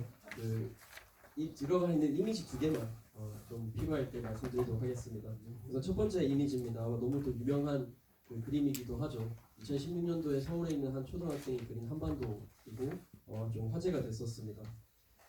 저희 다 그러면 시골 사람이겠죠. 이러한 그 서울 만능주의나 서울로 가야 한다는 이 문화 자체가 지금의 청년 여러 문제들을 또 만들고 있지 않나라는 생각이 듭니다. 그리고 비단 이 해당 인식은 정말 많은 사람들의 인식인 것 같고 이런 웃기지만 슬픈 인식 자체가 현재의 이런 문제들을 계속 만들고 있는 것 같습니다. 근데 이 인식에 비해서 정작 우리나라 국토는 이렇게 서울이 되게 큰 줄 아는데 0.6%밖에 되지 않거든요. 그래서 이곳에 너무 몰리고 있는 이 청년 문제에 대해서 여러 가지 이유들이 있겠지만 그 중에 오늘은 문화에 조금 집중해서 이야기를 나눠보고자 합니다. 특히나 세종도 세종은 계속 늘고 있으니까 안전한 거 아닌가라고 할 수 있지만 세종시도 그 2020년 기준으로 세종에서 서울로 전출하는 인구 중 61.3%가 청년이고요. 그리고 더군다나 너무 슬픈 것은 이제 경제활동 인구로 진입해야 하는 학령 인구에서 이제 경제활동 인구로 진입해야 되는 연령대의 청년들이 가장 많이 빠져나가고 있다는 것이 세종시의 시사점이기도 하겠습니다. 여러 가지 이유가 있겠지만 문화적으로 접근을 해보자면 서울 시민 문화 향유 실태 조사에서도 문화생활 수준과 행복도 사이의 상관관계가 되게 높게 나오기 때문에 이러한 삶의 질 개선을 위해서 문화생활을 지원하고 있기도 합니다. 근데 사실 이건 비단 서울뿐만 아니라 모든 지역에 마찬가지인데 아이러니하게도 또 서울이 가장 많은 지원을 하고 있기도 한데요. 이게 잘 드러나는 것 중 또 하나가 그 지역 간 삶의 질 격차 보고서를 보시면 뭐 공연 예술 대중문화에서 공연이 또 가장 보편적인데 수도권의 62%에 몰려 있습니다. 그리고 그중 서울 0.6%밖에 안 되는 곳에는 47%의 문화가 진행되고 있습니다. 이런 그 대중문화의 격차뿐만 아니라 그리고 그 저희 청년 인구 유출의 주 요인으로는 또 지역 문화 부재가 있습니다. 해당 문제는 그 지방 부활 시대라는 유명한 저서에서도 다루고 있는데요. 그 거주 지역의 청년들이 문화를 접하는 일상적으로 문화를 접하는 것들이 주로 서울이나 수도권에서 창출되는 문화다 보니까 당장에 내 주변에 있는 지역 문화에는 시선을 돌리지 못하고 합류하지 못하고 있음을 뜻합니다. 그러다 보니 계속 시선 자체가 수도권으로 가게 되고 우리 지역에 있는 가능성과 매력을 그 문화로 접하지 못하고 있다라는 것을 뜻하기도 합니다. 그렇다면 이들에게 어떻게 하면 지역 문화를 접하게 하고 소비하게 하고 나아가서 생산하게 할 수 있을까가 저희가 좀 제안드리고 싶은 이야기이고요. 이게 실효성이 있을지는 모르겠지만 일단 현 정부에서는 그래도 3대 전략을 발표하기도 했었습니다. 그 내용들을 들여다보면 향유 및 소비뿐만 아니라 각 지역별 특색을 갖춘 생산의 중요성을 다루고 있습니다. 그래서 이 소비와 생산 시선에서 짧게 보도록 하겠습니다. 우선 소비는 MG라는 게 이제 마케팅 용어이기도 하지만 사실 이 청년 세대가 소비를 많이 하고 있는 것도 맞는 문화 소비를 많이 하고 있는 것도 맞는데 그 중에 중요한 2가지는 특별한 경험과 바로 가치 소비입니다. 저희 그 동아 비즈니스 리뷰에 따르면 그 청년 일반 나이가 들수록 일상 문화에 대한 선도가 높아지고요. 청년일수록 특별한 경험에 대한 소비가 는다고 합니다. 그래서 청년들 보면 왜 돈 없다 하지만 맛집 찾아서 전국 돌아다니고 막 굳이 새로운 곳을 가잖아요. 그것이 이제 이러한 특성이기도 한데요. 이러한 특별한 경험과 동시에 가치 소비를 할 수 있는 것이 우리 지역에 계속 생산되어야 된다입니다. 가치 소비라 함은 이런 뭐 에코 상품이라던가 혹은 사회적인 그 영향력을 끼칠 수 있는 그 소비에 이 MZ 세대들이 더 많은 소비를 하고 있다는 뜻입니다. 쉬운 예로 그 저희 지난 4월 20일에 그 대전 성심당에 대한 소식을 좀 놀라운 소식을 봤었습니다. 그 대기업인 그 파리바게트와 뚜레쥬를 운영하는 대기업보다 그 영업이익이 높게 나왔었는데요. 그 이유 중 하나는 대전에서만 경험할 수 있다는 특별한 경험, 그리고 성심당이 단순한 빵집이 아니라 그 매일 생산하는 빵들의 남은 빵들을 인근 지역사회에도 나누고 있거든요. 그런 것들이 이 MZ세대들 사이에서도 되게 인기가 많고, 이런 내가 소비했을 때 이것이 어떤 영향을 끼치는구나에 대한 가치를 느끼기 때문입니다. 그래서 세종시도 세종시만에 계속 앞에서 나오긴 했지만 그 특별한 경험을 할 수 있는 콘텐츠에 대한 개발과 그리고 같이 소비를 할 수 있는 제도가 있어야겠다라는 것이 소비적 측면이고요. 그러다 보니 이러한 소비가 진행되려면 우선은 이걸 만드는 사람들을 많이 키워야 된다라고 생각합니다. 그 세종시도 그 로컬 크리에이터라고 해서 뭐 정책적 접근은 이제 원인이 그렇긴 한데요. 이게 지역이라는 로컬과 콘텐츠를 만든다는 크리에이터의 합성어인데 이 로컬 크리에이터에 대해서 이제 긍정적인 시야도 있고 뭐 다양한 해석은 있을 수 있을 것 같습니다. 근데 일단은 전국적으로 로컬 크리에이터를 육성하고 있는데 세종시는 아직은 많이 두각을 드러내지 못하고 있는데 그 이유가 이 생산자들의 그 상품 및 서비스에 대한 그 퀄리티도 중요하겠지만 이 세종시라는 지역의 작은 시장과 그리고 민간 협력의 부재가 또 저는 그렇게 판단하고 있습니다. 그 이유를 조금 설명드리면요. 이 배경을 토대로 좀 제안을 드리면요.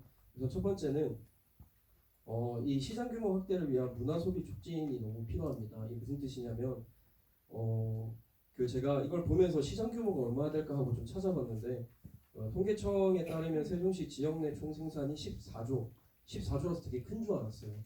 근데 전국 지역 내 총 생산을 보니 2076조, 즉 세종은 0.67%밖에 되지 않더라고요. 이렇게 그 지역 내 총 생산이 미비하고 그리고 이 미비함 속에서도 민간 시장 자체가 활성화되어야 되는데 이 무료 프로그램이 사실 넘치고 있다 보니 이 소비하는 행위 자체가 적어서 시장 형성이 안 되는 게 아닌가라고 좀 생각을 합니다. 쉬운 예시로 이게 그 공공에서 만드는 무료 프로그램 자체가 필요 없다라는 것은 아니라 왜냐하면 이런 문화 향유의 기회를 넓히기 위한 그 무료 프로그램의 필요성이 또 있기도 하거든요. 그런데 지금 이 생산자로 하여금 너무 이 공적 자금에 의존하고 만들게 있거나 혹은 또 이 소비자가 소극적인 소비 행태를 만드는 것에 이 무료 프로그램이 또 역할하고 있지 않나를 좀 들여다봤으면 좋겠습니다. 물론 사회 소외계층이나 이런 소비력이 부족한 그 시민들을 대상으로 제공하는 것은 있을 수 있는데 너무 대시민을 대상으로 하는 무료 프로그램이 지금은 또 압도적으로 많지 않나 이고요. 그러다 보니 그럼 어떻게 시민 및 방문객이 이런 문화 콘텐츠의 비용을 지불할 수 있게 할 수 있을까라고 본다면 한 가지 예시는 그 이번 문체부에서 진행하고 있는 청년 그 문화예술 패스가 하나의 예시겠습니다. 이게 비단 청년뿐만 아니라 시민으로도 확장될 수 있을 것 같은데요. 이런 문화예술을 소비할 수 있도록 그 일부 지원을 하는 형태입니다. 그래서 시민들이 그 해당 카드를 가지고 직접 소비하는 것을 만드는 건데요. 이 소비의 대상에 있어서는 이제 단순히 그냥 상업기관뿐만 아니라 조금 더 늘려야겠죠. 그래서 지역 안에 있는 그런 시민 그 공동체들 그리고 이런 단체들이 만들어내는 문화 프로그램도 결제할 수 있도록 세종에서 만약 그 매칭을 한다면 충분히 이 시민들이 결제하고 그 소비하는 형태 자체가 좀 늘 수 있지 않을까라고 생각을 합니다. 이 어찌 보면 작은 행동일 수 있는데요. 저희 그 조합원들도 이렇게 문화 이런 컨텐츠를 만들기 위해서 클래스화도 하고 프로그램을 열심히 만들고 있습니다. 그런데 이게 그냥 그 현장에서 가격을 만들어서 티켓 판매를 했을 때의 그 반응과 그냥 시에서 그 강사로 돼서 하거나 혹은 그 지원금을 받아서 하거나 이렇게 했을 때 시민들의 접근성이 너무 이 민간에서의 그냥 소비에서는 어려워하는구나 좀 많이 느끼고 있습니다. 그러다 보니 이 막 독창성 있게 활발하게 활동을 해야 되는 이 청년 생산자들이 어떻게 하면 이 시 그 강사가 돼서 수업을 할 수 있을까? 어떻게 하면 이 보조금을 받아서 할 수 있을까의 시야를 돌리게 되는 구조는 좀 안타까운 구조가 아닌가라는 생각이 듭니다. 두 번째는 이러한 생산자 역량 강화 및 민간 협력 구조 지원입니다. 그간에 저희가 이 지역에서 청년 조합을 8년째 하면서 정말 많은 정책들을 만났습니다. 한때는 문화기획이었고 한때는 도시재생이었고 지금은 로컬 크리에이터인 것 같습니다. 물론 다 목적이 다르고 방향은 다른데요. 근데 관통하는 것은 결국 지역 자원 기반의 컨텐츠를 생산해서 지역의 자립성과 공동체성을 강화하고자 한다라는 걸로 이해하고 있습니다. 그러한 배경과 방식들은 다르겠지만 결국은 이러한 역할과 그 기능이 필요하다고 이해가 되는데요. 근데 좀 지금은 저희가 좀 아쉬운 것이 이런 너무 정책적 용어에 끌려다니고 있지 않나 그 생산자들이. 오히려 그 나중에는 이 로컬 크리에이터 이후에 또 정책 용어가 분명히 나올 거라고 생각이 됩니다. 그래서 그러기보다는 우리 지역에 필요한 생태계의 역할을 설정하고 그 역할에 부합하는 육성이 좀 필요하지 않나라고 생각이 됩니다. 그 일예로는요. 그 저희 세종시에서 보니까 2023년 3월부터 2024년 2월까지 주요 방문지 순위가 1위가 조치원역, 2위가 국립세종수목원, 3위가 세종호수공원이더라고요. 그러면 이렇게 어차피 많이 사람들이 접근하는 곳에 이러한 문화를 컨텐츠를 만들고 있는 생산자들이 민간 협력으로 상품을 제공할 수 있게 하는 게 참 중요한 것 같습니다. 쉬운 예로 그 국립수목원을 방문하시는 분들이 다음 스텝이 항상 좀 애매하다 하시더라고요. 그랬을 때 그 국립수목원에 오신 분들이 읍면지역으로 투어를 할 수 있게 하는 서비스가 연결돼 있거나 혹은 조치원역으로 그 잠시 조치원을 방문하시는 분들이 조치원 상품을 구매할 수 있도록 한다던가 이런 사람들이 많이 오는 곳에 이러한 지역 고유의 문화나 지역을 둘러볼 수 있게 하는 콘텐츠가 연결되어야 하고 그러한 민간 생산자가 민관이 협력할 수 있는 구조를 많이 열어줘야 된다고 생각합니다. 마지막 셋째는요. 아까 대학 말씀 주셨는데 대학 연계를 통한 그 인재 육성입니다. 이거는 한번 이미지를 봐주시면요. 대졸자가 대학 소재 지역 취업하는 비율이 17개 시도 중에 세종이 정말 압도적으로 미비합니다. 이 100명 중에 6명인데 저희 조합의 많은 친구들이 이 100명 중에 6명에 속해서 더 몸부림치고 있는 것 같고요. 그 말씀 주신 것처럼 고려대, 홍익대, 한국영상대 정말 좋은 대학들이 문화 콘텐츠 관련된 학부도 10개고 학과는 31개 이렇게 많습니다. 그래서 이러한 그 인재를 키울 수 있는 곳들에 조금 더 연계가 되었으면 좋겠고 이게 지금까지 말은 나왔지만 왜 어려웠냐라고 짐작을 해본다면 대학 청년을 예비 시민으로 인정하지 않지 않았나라는 생각도 듭니다. 그래서 이 대학 청년들을 예비 시민으로 인정하고 적극적인 인재 육성 정책의 좀 대상으로 봐주셨으면 좋겠고 지금 많이 키워나갔으면 좋겠습니다. 이렇듯이 청년층은 또 주요 소비자, 문화 소비자이면서도 생산자이기도 합니다.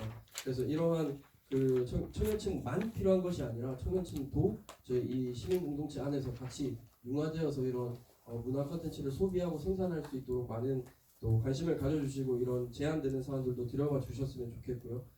특히나 이 세종시가 점점 발달할수록 체계가 단단해질수록 사실 새로운 유입은 되게 보수적으로 되고 있는 것 같습니다. 사실 청년들은 돈이나 인프라나 이런 게 정말 없거든요, 비교적으로. 네. 그래서 그 지역에 계신 전문가 그룹과 사실 선배 그룹께서 청년들에게 많이 기회를 열어주셔야 되고 또 육성해주시고 이끌어주셨으면 좋겠고요. 그렇게 청년층이 단순히 대상이 아니라 협력과 실행의 주체로서 지역사회에서 수용될 때가 시발점이 될 거라는 생각을 공유드리도록 하겠습니다. 감사합니다.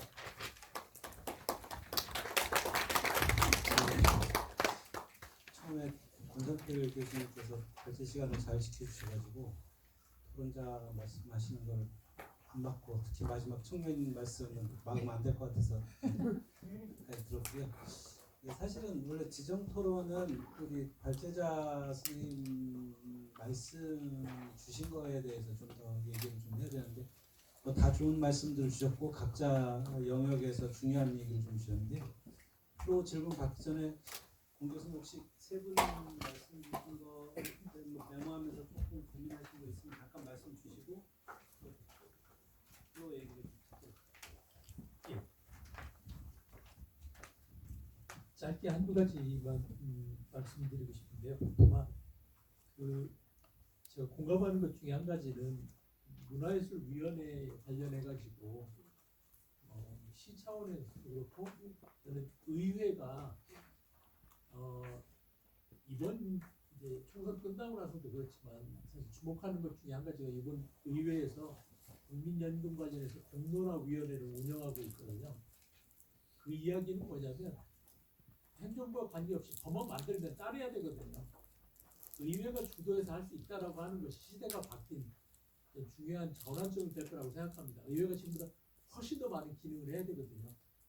의회에서 주도적으로 문화예술위원회 같은 거 만들어가지고 행정부에서 하는 여러 가지 정책들을 통합해가지고 평가도 하시고 제안을 할 수 있는 틀을 만들어서 할 수 있는 방식으로 전환하는 게 필요하다는 생각을 하고 있습니다. 최근에 점점 더 한 사람한테 맡겨서 일이 안 되는 걸 너무 많이 경험하고 있거든요. 시장 한 사람 절대 할 수 없어요.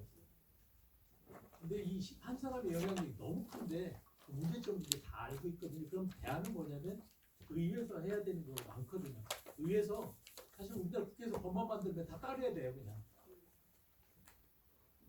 행정부는 따라야 되거든요. 조례를 만들어 버리면 행정부는 따를 수밖에 없는데 지금 거꾸로 되고 있거든요. 공무원들이 의회를 통제하고 있죠. 쉽게 얘기하면 조례를 공무원들이 만드니까 시장이 만드는 게 아니고. 그리고 의회가 주도적으로 이런 역할을 할 수 있으려면은 역량과 관점이나 이 철학을 갖고서 해야 되는데 아직 의회가 거기까지 도달하지 못한 게 우리의 현재 정치 시스템의 한계인 것 같습니다. 그래서 저는 이 제안 정말 의회 안에 문화예술위원회를 먼저 만드는 게 이게 장기적으로 더 영향을 미칠 수 있는 방법이라고 해서 제가 한 가지 정말 꼭 말씀드리고 싶었습니다. 다른 건 뭐 여러 가지 있지만 시장한테 모든 걸 맡기는 이 시스템 너무 한계가 많습니다. 그걸 어떻게 풀어야 할 거냐? 의회가 주요한 역할을 해가지고 틀을 짜주면 시장 그거 받아서 밀고 나갈 수 있거든요. 이게 뒤집어서 되니까 잘 안 되고 있거든요, 전부 다. 그래서 그 부분 한번 의장님 계시고 그러니까 그 시민들도 의회를 통해서 중요한 결정이 나오도록 하는 방식으로 접근하는 거 이게 지금 우리 사회에서 꼭 필요한 방식이 아닌가 그런 생각을 했습니다. 예, 선생님 좋은 말씀 감사하고요. 지금부터 저희 약간 시간은 좀 있는데요. 프로에 계신 분들 좀 질문이나 제언 몇 말씀 좀 들으려고 합니다. 말씀 없으시면 제가 지명을 하는 경우도 있거든요. 조금 생각해 보시고 다만 이제 말씀하실 때 본인 성함 좀 밝혀주시고 가급적 그 대상을 지정해서 질문을 좀 해주시면 어떨까 싶거든요. 그냥 뭐 가까우니까 생각하신 바 손 들어주시면은 마이크를 전달해 드리겠습니다. 예. 맨 뒤에 계신.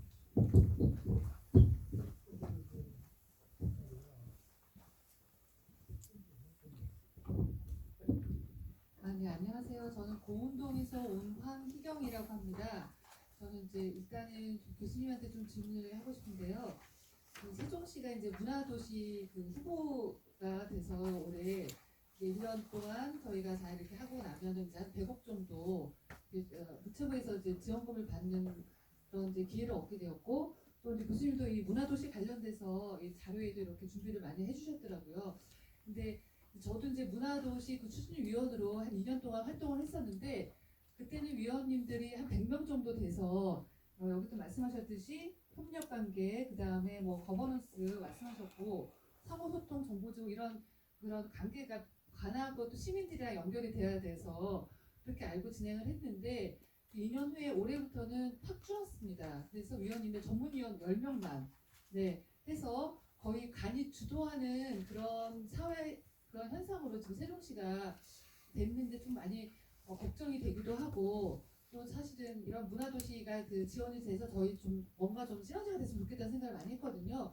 교수님이 지금 말씀하신 것처럼 이런 협력 방식이 설정이 됐지만 그 말씀을 이론적으로는 하나 세종시에서는 그게 잘 좀 현실화가 안 되고 있거든요. 그러면 이런 것들을 저희가 이런 지속 가능한 공동체 힘 그리고 또 생각연구소에서 우리가 해야 할 일들을 좀 제시를 해주신다면 구체적으로 그래서 여기서 그냥 이론적인 것도 물론 중요하지만 이런 상황에서 시에서는 이렇게 10명도 딱 전문가 위원들 중심으로 진행을 하는데 저희들이 여기서 어떻게 해야 될지 뭐 여기서 말씀하신 것처럼 협력제 협의 여기는 저희가 마음대로 만들어서 들어갈 수는 없잖아요. 그래서 이런 것들을 우리가 어떻게 밑으로부터 해결해야 될지 그런 것들을 좀 해안이 있으시면 말씀해 주시면 감사하겠습니다.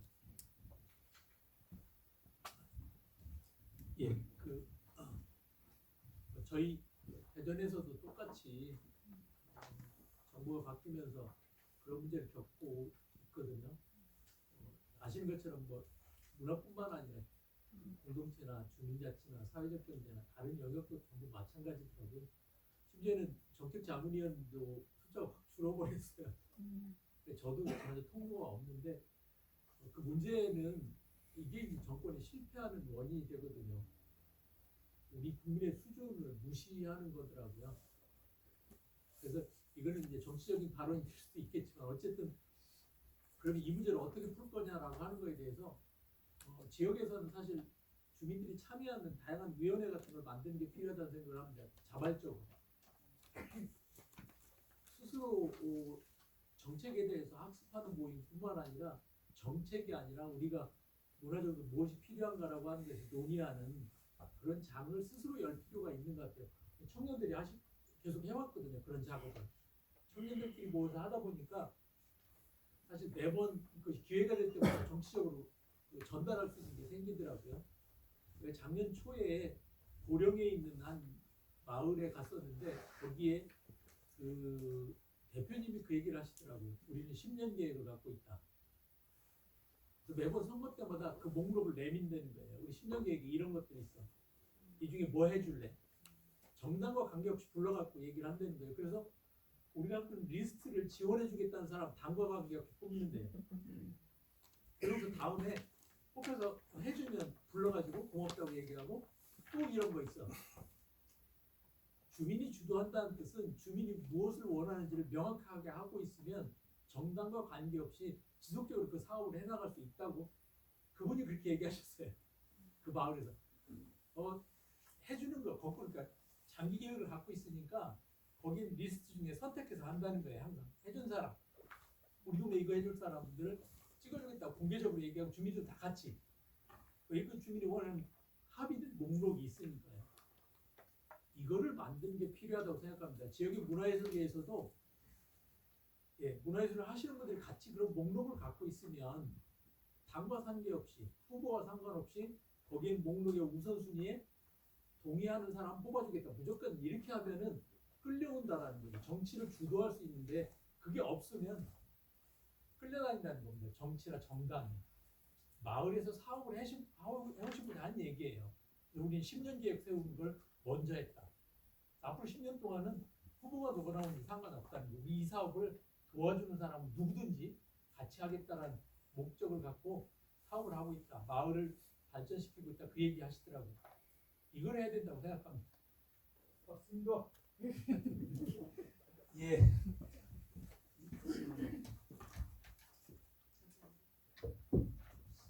저는 질문이라기보다 교수님 이게 좀 오늘 의회 야단 받는 자리인 듯한데 잠깐 답변을 드리자면요. 세종시 의회의 모든 회의 날짜까지도 세종특별자치시 의회 회의 규칙에 다 적시가 되어 있습니다. 그리고 이제 아까 문화예술 상임위원회 말씀을 우리 홍 선생님이 주셔서 저도 눈이 바짝 뜨였는데요.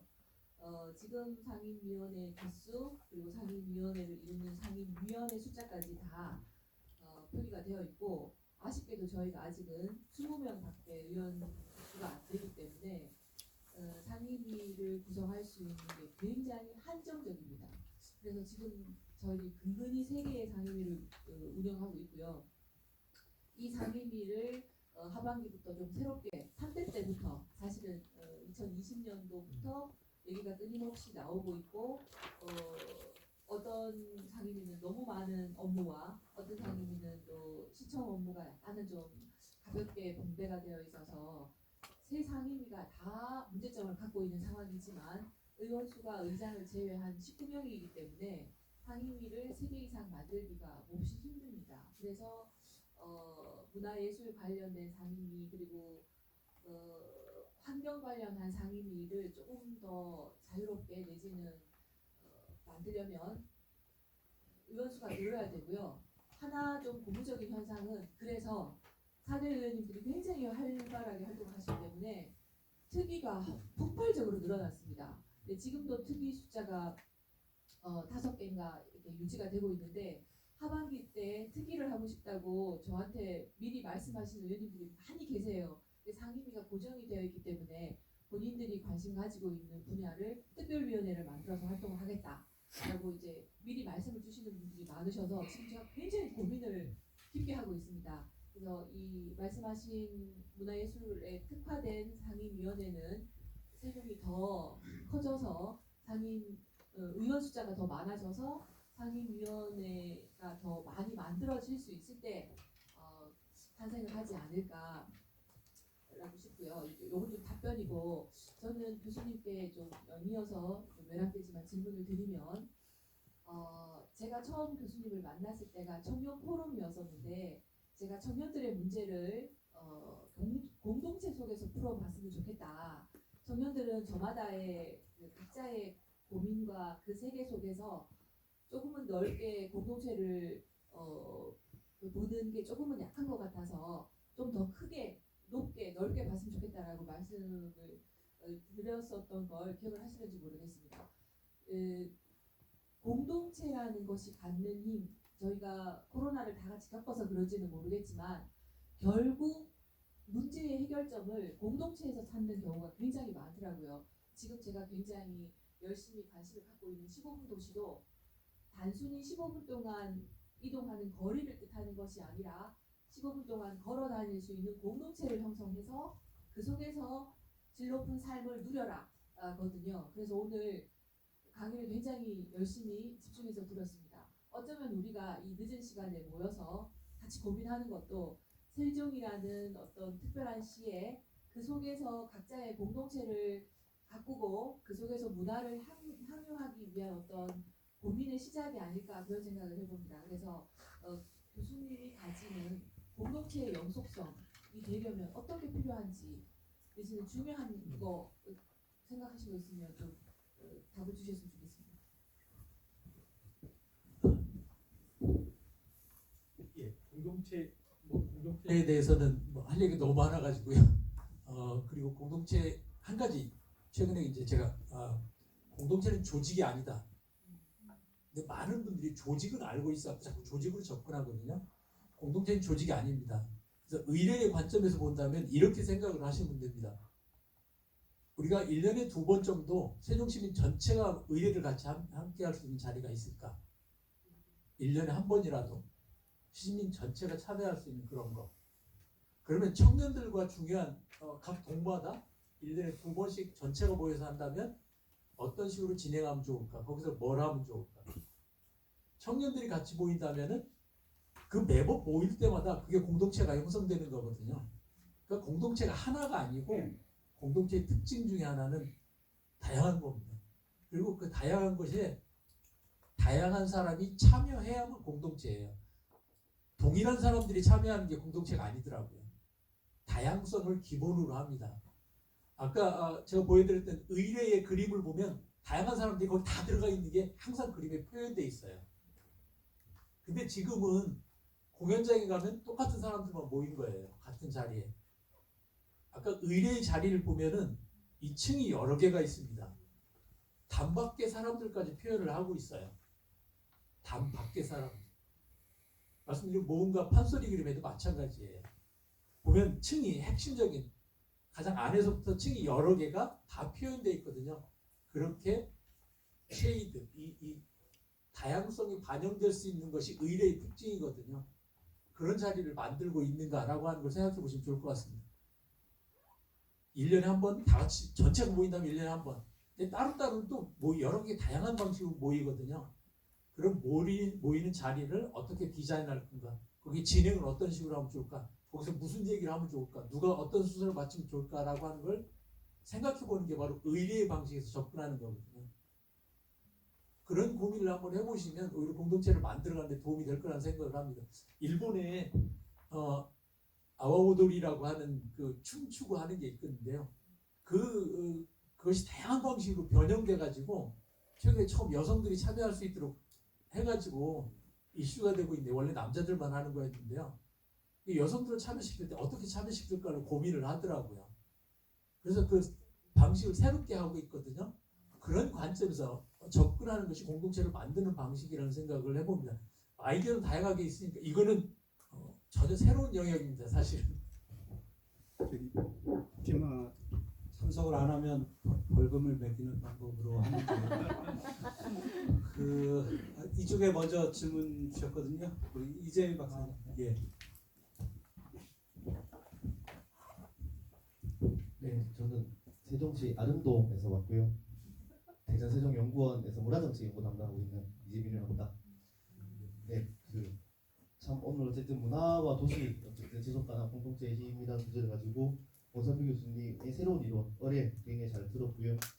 어쨌든 어뢰를 통해서 구성되고 있는 이게 통합하고 구성할 수 있는 체계 방법론적으로 공동체나 거버넌스 저도 크게 공감하는 부분입니다. 제가 일단 먼저 말씀드리기 전에 아까 선생님 질문이 있었는데 그거에 대한 답을 좀 다시 한번 좀 더 드리면 일단 문화도시 정책이 바뀌었습니다. 바뀌었고 왜냐하면 이제 지금 세종시가 선정된 문화도시는 대한민국 문화도시라고 해가지고 지금 정부에서 만든 그 두 번째 문화도시 정책이고요.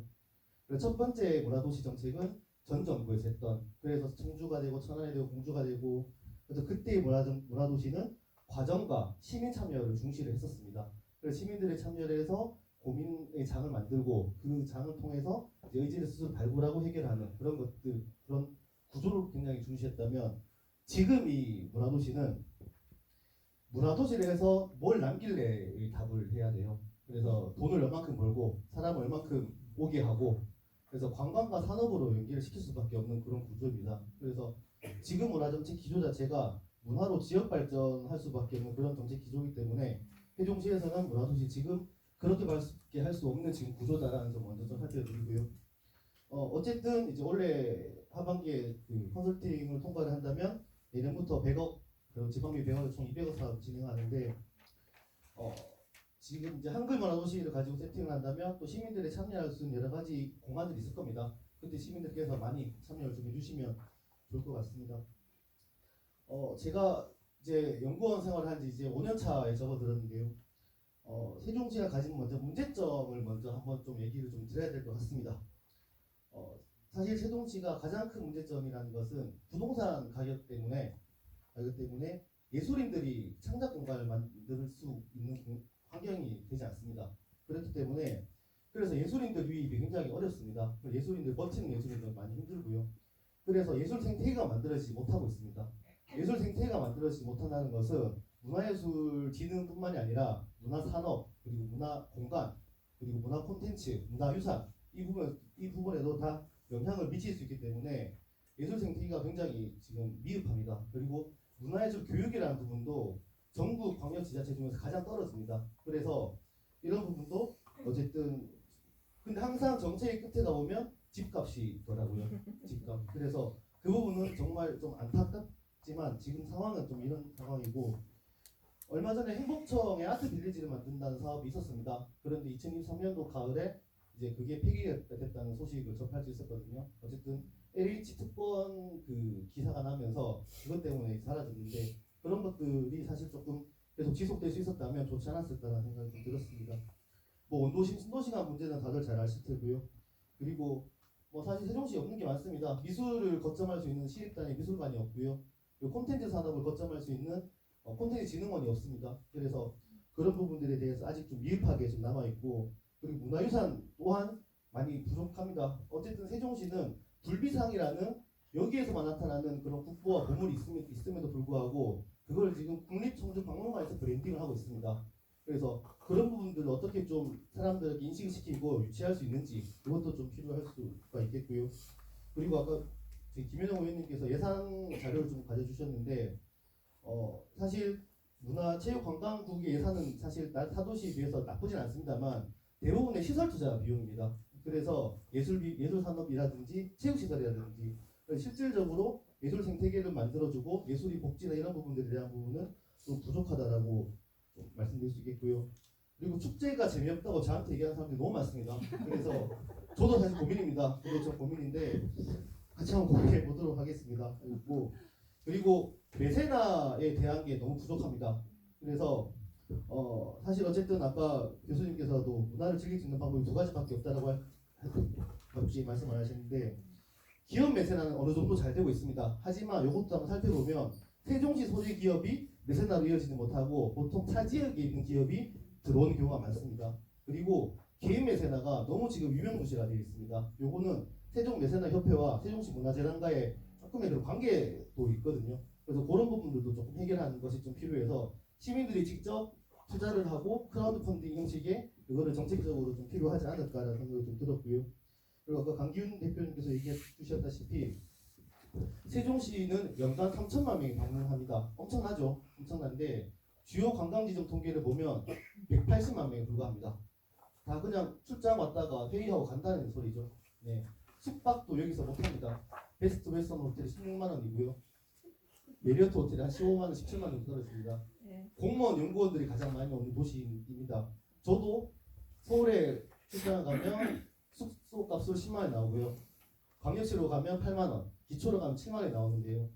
8만 원을 받고 제 돈 8만 원을 얹어서 여기서 못 잡니다. 그래서 유성에 라마도 호텔로 갑니다. 거기는 9만 원 정도 하거든요.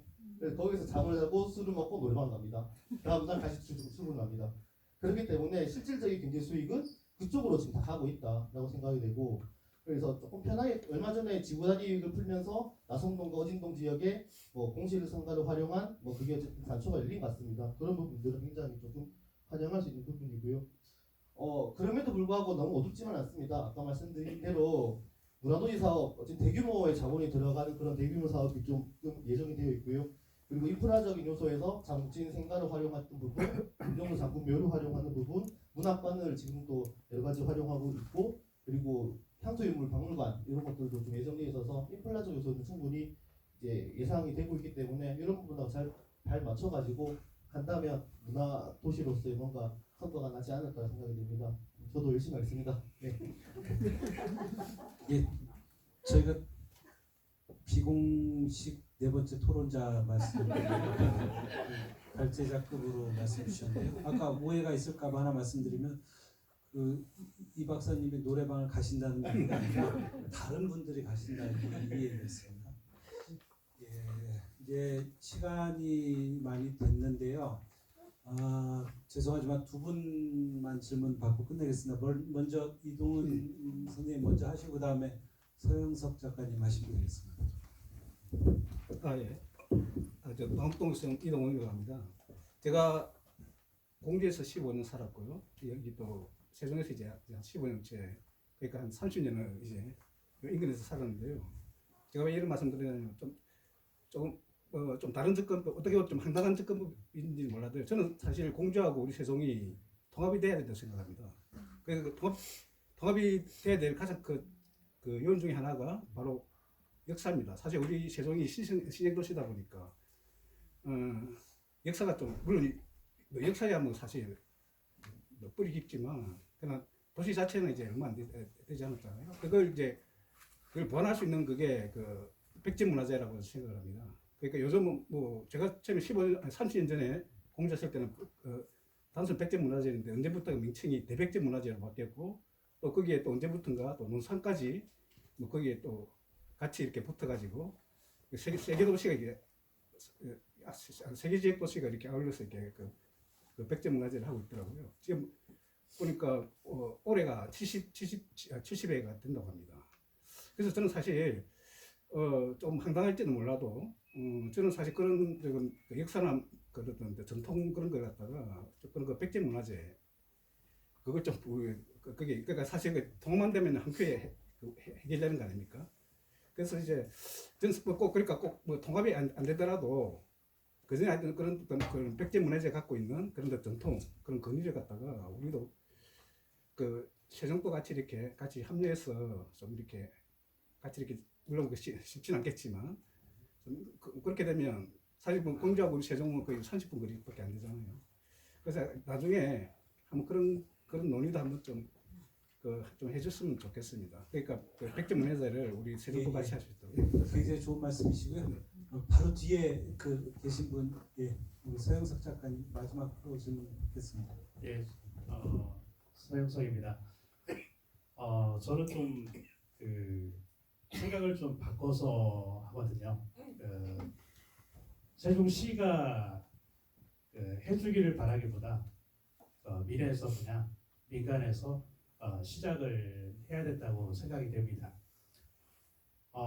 문화도시, 한글 문화도시로 하지만 실제적인 세종시 문화도시 계획은 작년에 했던 계획 그대로 올해도 공연하고 사람들 보이고 결과적으로 남는 것이 없어요. 그래서 저는 지금 미친 짓을 하나 시작했거든요. 아시다시피 한글 문화 체험관이라고 이응달에 와서 단 10분간이라도 사람들이 더 체험하고 체류할 수 있도록. 왜 미친 짓이냐면요. 한 달에 600만 원씩 들어갑니다. 예, 매월 600만 원씩을 투자를 해야 돼요. 그러니까 많은 분들이 얘기하기를 한글빵이 잘 팔리니까 한다고요. 예. 매월 600만 원씩 한글빵을 팔려면 이득이 나게 팔려면 15,000개를 팔아야 돼요. 그러면 2천만 원어치의 매출을 내야 한글빵을 팔아야 600만 원어치의 투자를 하는 겁니다. 근데 그렇게 되긴 쉽지 않거든요. 근데 당장 다음 달부터 시작을 합니다. 시작하는 이유도 단 하나입니다. 관에서 안 하기 때문에 기다릴 수 없다는 겁니다. 우리 시민들은 기다릴 수 있지만 관광객들은 세종시에 와서 기다릴 수 없다는 겁니다. 매일같이 이응달에 와가지고 하는 말이 이게 다냐고. 1,000억 원 들여서 만든 다리가 이게 다냐고. 그리고 한마디 더 하는 게 다시는 안 온다. 예.